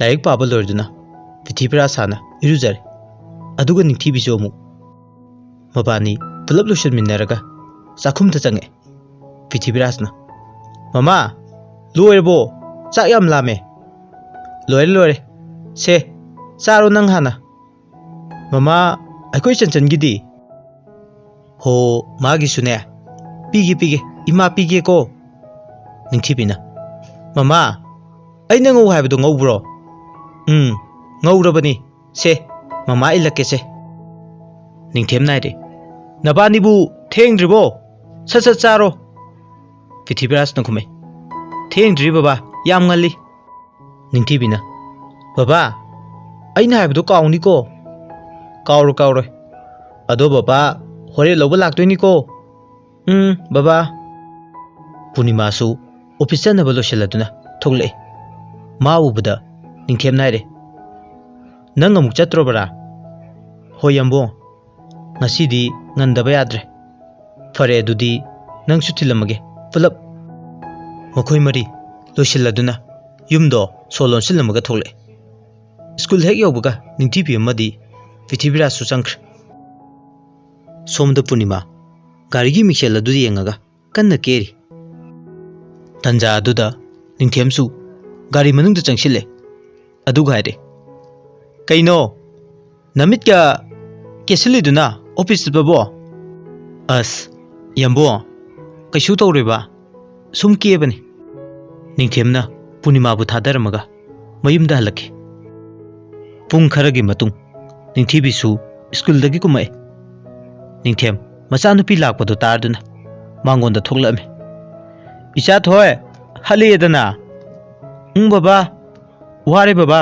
चाक थिरो होइने नंग चाक चाथोमो को बाबा नमा लौबिरुखिगे निंगथेम मचानुपीबु चाक पिजरमगा पूर्णिमा लौबा लामे लंबीदा सुम लाकपदा पूर्णिमागे office you're पूर्णिमासु गाड़ी मखोल अदु तारदुना थोगलै निंगथेमना पूर्णिमा थोगलपदो उरगा पूर्णिमादो ओनसिनदु नाइदे यंबुंग गाड़ी से थौबा होरगे को थोय अंगांग Khaidi school हलखरबो होय हलखरे अदो नंग नपाम चतबजु कोइरमनी नोंग चलुसे यंबो आइसु चतनिंगमिने यंबुंगना हायरकपगा चप चानारे अनिदो वारी साना लाकपना ngayak lergadi mayum yorle ningthibi ke pithibiraas kadi tuition chadaba loislame ningthibi chawrasu hande angang macha dawna tawbudi leptre mama hek lakpaga kesinne punima su khangje maramdi ningthibi se kena luna tawbugine haiba ningthibi mama bu kaure mama aina haibado kauni ko kauro ye mama khangi ningthibi du madu haramaga ningthegi manakta mu changkhr pithibirasu ngayak lerga mama ge manak change aduga tap naire mama aikoi chanchan se yam kesinarbani ko khare sena dadi yaroi ibungo yengoi inkhalakpagi ngaujarin kaisu khallunu icha sidi hoi mama ado ma ka ma hemale yare tu chanchanaba napada thilalo ima ngakta pothage si haramaga punima ka da changduna potharame somda pithibiraas ka nithibiga su mapada ningai tarme ningthem masa ani do tuition thin balai ngayak leragadi masa ani do thadarame aduga ningthem amu hale ningthemna mayum hek yobuga punima na tumliba phamungdu da phamme aduga yam nuksiba khonjel amada haide thoy hagolo thengise as yamung sidi mina nungai na tumingai sida pangang dangang kainu khangde me haujing anta na tumadi aroi nang nasado nangbo ningthem na ngangi do punima di tadan uithakre ningthem non selakpada punima bu potha halamaga chakhumda chak thongba horame chak thongba hongnawna ningthem isau langame thabak phange suspense ale aingodo loina tare base ayam saungi ta sengba ningthemna murum sonduna chak thongi bado punima ꯇꯞꯅ ꯆꯪꯉꯦ ꯑꯗꯨꯒ ꯍꯥꯏꯔꯦ ꯀꯩꯅꯣ ꯌꯥꯝꯕꯣ ꯇꯧꯔꯤꯗꯨꯕꯣ ꯑꯩ ꯇꯧꯒꯦ ꯍꯣ ꯅꯪꯁꯦ ꯋꯥꯍꯟꯅꯤꯡꯗꯕ ꯑꯗꯨꯅꯅꯤ ꯌꯥꯝꯕꯨꯡ ꯊꯣꯡꯕꯤꯔꯒꯦꯁꯦ ꯅꯪ ꯄꯣꯊꯥꯖꯔꯨꯔꯣ ꯏꯁ ꯏꯀꯥꯏꯕ ꯈꯔ ꯈꯪꯅꯁꯤꯀꯣ ꯌꯥꯝꯕꯣ ꯑꯉꯥꯡ ꯆꯥꯎꯔꯀꯥꯟꯁꯤꯗ ꯑꯉꯥꯡ ꯆꯥꯎꯔꯗꯤ ꯀꯦꯟꯅꯕ ꯌꯥꯗ꯭ꯔꯣ ꯍꯥꯏꯁꯦ ꯍꯩꯃꯥ ꯀꯩꯅꯤꯒꯤꯁꯤꯗꯤ ꯑꯁꯨꯛ ꯌꯥꯝ ꯈꯠꯂꯤꯁꯤꯕꯣ ꯃꯁꯤ ꯅꯨꯄꯥꯁꯦ ꯈꯠꯄꯁꯤꯅ ꯐꯠꯇ꯭ꯔꯣ ꯅꯪꯒꯤ ꯅꯋꯥ ꯑꯣꯏꯔꯤꯁꯦ ꯍꯣꯏꯕ ꯌꯥꯔꯦꯕ ꯑꯗꯣ ꯑꯩ ꯙꯨꯞ ꯊꯥꯎꯃꯩ ꯊꯥꯅꯕ ꯑꯝꯇ ꯂꯣꯏꯁꯤꯜꯂꯨꯈꯤꯒꯦꯃꯣ ꯆꯥꯛꯁꯤ ꯌꯦꯡꯕꯤꯔꯝꯃꯨ ꯄꯨꯔꯅꯤꯃꯥ ꯋꯥꯁꯦ ꯍꯥꯏꯔꯝꯃꯒ ꯆꯥꯛꯈꯨꯝꯗꯒꯤ ꯊꯣꯛꯈ꯭ꯔꯦ ꯑꯗꯨꯒ ꯐꯤꯔꯣꯜ ꯍꯣꯡꯗꯣꯛꯇꯨꯅ ꯙꯨꯞ ꯊꯥꯎꯃꯩ ꯊꯥꯔꯝꯃꯦ ꯅꯤꯡꯊꯦꯝꯁꯨ ꯆꯥꯛ ꯂꯣꯏꯔꯗꯨꯅ ꯃꯆꯥ ꯑꯅꯤꯕꯨ ꯂꯧꯔꯨꯒꯦ ꯍꯥꯏꯗꯨꯅ ꯊꯣꯛꯂꯛꯑꯦ ꯅꯤꯡꯊꯦꯝꯅ ꯊꯣꯛꯂꯛꯄꯗ ꯑꯅꯤꯗꯣ ꯃꯈꯣꯡꯅ ꯂꯥꯛꯑꯦ ꯑꯗꯨꯒ ꯅꯤꯡꯊꯦꯝꯅ ꯃꯣꯏ ꯑꯅꯤꯗ ꯉꯛ ꯌꯦꯡꯉꯤ ꯑꯗꯨꯒ ꯍꯥꯏꯔꯦ ꯀꯩꯅꯣ ꯅꯕꯥꯅꯤꯗꯤ ꯈꯣꯡꯅ ꯂꯥꯛꯏꯗꯨꯅ ꯕꯕꯥ ꯂꯧꯕ ꯂꯥꯛꯀꯦ ꯇꯧꯔꯒ ꯅꯤꯡꯊꯤꯕꯤꯅ ꯈꯨꯝꯃꯦ ꯑꯁ ꯕꯕꯥ ꯑꯩꯈꯣꯏꯁꯦ ꯆꯥꯎꯔꯕꯅꯤ ꯅꯆꯥꯁꯦ ꯂꯩꯁꯥꯕꯤ ꯃꯆꯥ ꯐꯥꯔꯕꯅꯤ ꯍꯩꯠ ꯃꯗꯨ ꯌꯥꯗꯦꯀꯣ ꯅꯪ ꯑꯉꯥꯡ ꯑꯣꯏꯔꯤ ꯑꯗꯣ ꯅꯕꯨꯡꯅ ꯇꯨꯃꯤꯟ ꯂꯩꯔꯤꯁꯦ ꯁꯤꯅ ꯀꯩꯒꯤꯅꯣ ꯈꯪꯗꯦ ꯕꯕꯥ ꯉꯁꯥꯏꯗꯤ ꯋꯥ ꯌꯥꯝ ꯉꯥꯡꯉꯝꯕꯅꯦ ꯂꯧꯕ ꯂꯥꯛꯇꯦꯅ ꯑꯗꯣ ꯍꯧꯖꯤꯛꯅ ꯇꯨꯃꯤꯟ ꯂꯩꯔꯤꯁꯤ ꯌꯦꯡꯉꯨ ꯕꯕꯥ ꯑꯩꯈꯣꯏ ꯗꯗꯥꯁꯤ ꯌꯦꯡꯉꯨꯅꯦ ꯄ꯭ꯔꯤꯊꯤꯕꯤꯔꯥꯖꯅ ꯈꯨꯝꯃꯦ ꯍꯩ ꯑꯉꯥꯡ ꯋꯥꯅ ꯋꯥꯕꯅꯦ ꯅꯪꯉꯣꯟꯗ ꯑꯣꯏꯅ ꯇꯥꯏꯅꯔꯛꯀꯅꯤ ꯑꯩ ꯆꯥꯛ ꯂꯥꯝꯃꯦ ꯆꯥꯛ ꯆꯥꯔꯨꯈꯤꯒꯦ ꯏꯁ ꯑꯩꯈꯣꯏ ꯗꯗꯥꯁꯦ ꯏꯁꯧꯒ ꯇꯧꯏ ꯌꯥꯝ ꯍꯩꯅꯗꯦꯃꯦ ꯑꯩꯗꯤ ꯅꯤꯡꯊꯦꯝꯅ ꯈꯨꯝꯃꯦ ꯌꯥꯔꯦꯀꯣ ꯅꯕꯥꯅꯤ ꯑꯗꯨꯋꯥꯏꯗ ꯋꯥꯊꯤ ꯉꯥꯡꯅꯔꯒ ꯂꯩꯔꯅꯨ ꯆꯪꯉꯨ ꯏꯃꯨꯡꯗ ꯅꯤꯡꯊꯦꯝ ꯒꯦꯠꯇꯨ ꯁꯣ ꯂꯣꯟꯁꯤꯜꯂꯝꯃꯒ ꯏꯃꯨꯡꯗ ꯆꯪꯉꯛꯑꯦ ꯀꯥ ꯍꯦꯛ ꯌꯧꯕꯒ ꯄꯨꯔꯅꯤꯃꯥꯗ ꯍꯥꯏꯔꯦ ꯅꯆꯥ ꯑꯅꯤꯗꯤ ꯀꯥꯏ ꯆꯠꯈ꯭ꯔꯦ ꯊꯣꯏ ꯈꯪꯗꯦ ꯌꯥꯝꯕꯨꯡ ꯀꯩꯝ ꯍꯥꯏꯔꯝꯗꯕꯤꯗ ꯃꯣꯏ ꯀꯥꯗ ꯆꯪꯅꯈ꯭ꯔꯦ ꯐꯔꯦ ꯃꯣꯏꯁꯨ ꯉꯥꯏꯍꯥꯛ ꯄꯣꯊꯥꯔꯒ ꯂꯩꯖꯔꯁꯅꯨ ꯏꯕꯥꯅꯤꯁꯨ ꯆꯥꯛꯈꯨꯝꯗ ꯆꯪꯉꯁꯤ ꯂꯥꯛꯑꯣ ꯆꯥꯛ ꯊꯤꯔꯨꯔꯁꯤ ꯄꯨꯔꯅꯤꯃꯥꯒ ꯅꯤꯡꯊꯦꯝꯒꯗꯨ ꯆꯥꯛꯈꯨꯝ ꯇꯥꯅ ꯆꯪꯃꯤꯟꯅꯔꯝꯃꯤ ꯑꯗꯨꯒ ꯆꯥꯛꯇꯨ ꯊꯤꯔꯝꯃꯤ ꯁꯣꯝꯗꯅ ꯃꯕꯨꯡꯅ ꯏꯁꯧ ꯂꯥꯡꯕꯗꯣ ꯎꯔꯗꯨꯅ ꯅꯤꯡꯊꯤꯕꯤꯅ ꯂꯥꯛꯅꯔꯝꯃꯤ ꯀꯩꯅꯣ ꯑꯩꯈꯣꯏ ꯗꯗꯥꯁꯦ ꯄꯥꯈꯪ ꯄꯥꯔꯛꯄꯗꯒꯤ ꯁꯥꯎꯕ ꯀꯥꯏꯗꯣ ꯇꯧꯔꯤꯁꯤꯕꯣ ꯑꯦ ꯃꯁꯤ ꯑꯉꯥꯡꯁꯤꯗꯤ ꯂꯩꯁꯥꯕꯤ ꯌꯥꯝ ꯁꯥꯗꯨꯀꯣ ꯅꯪ ꯆꯟ ꯅꯪ ꯍꯥꯏꯁꯤꯅꯤ ꯑꯣ ꯑꯩ ꯂꯩꯁꯥꯕꯤꯅꯤꯁꯦ ꯌꯨꯝꯁꯤꯗ ꯀꯅꯥꯝꯇꯅ ꯈꯪꯗꯦ ꯍꯥꯏꯕ ꯑꯩꯗꯤꯕꯀꯣ ꯇꯟꯖꯥ ꯑꯗꯨꯗ ꯃꯃꯥꯅ ꯀꯧꯔꯦ ꯄꯨꯔꯅꯤꯃꯥꯅ ꯆꯥꯛ ꯆꯥꯔꯁꯤ ꯂꯥꯛꯑꯣ ꯆꯟ ꯗꯗꯥꯁꯨ ꯀꯧꯔꯣ ꯄ꯭ꯔꯤꯊꯤꯕꯤꯔꯥꯖ ꯑꯃꯗꯤ ꯅꯤꯡꯊꯤꯕꯤꯖ ꯃꯃꯥ ꯂꯥꯛꯑꯦ ꯃꯇꯧ ꯑꯁꯨꯝꯅ ꯆꯥꯛꯇꯣ ꯍꯥꯎꯅ ꯆꯥꯃꯤꯟꯅꯗꯨꯅ ꯅꯨꯃꯤꯠꯇꯣ ꯍꯧꯈꯤꯔꯝꯃꯤ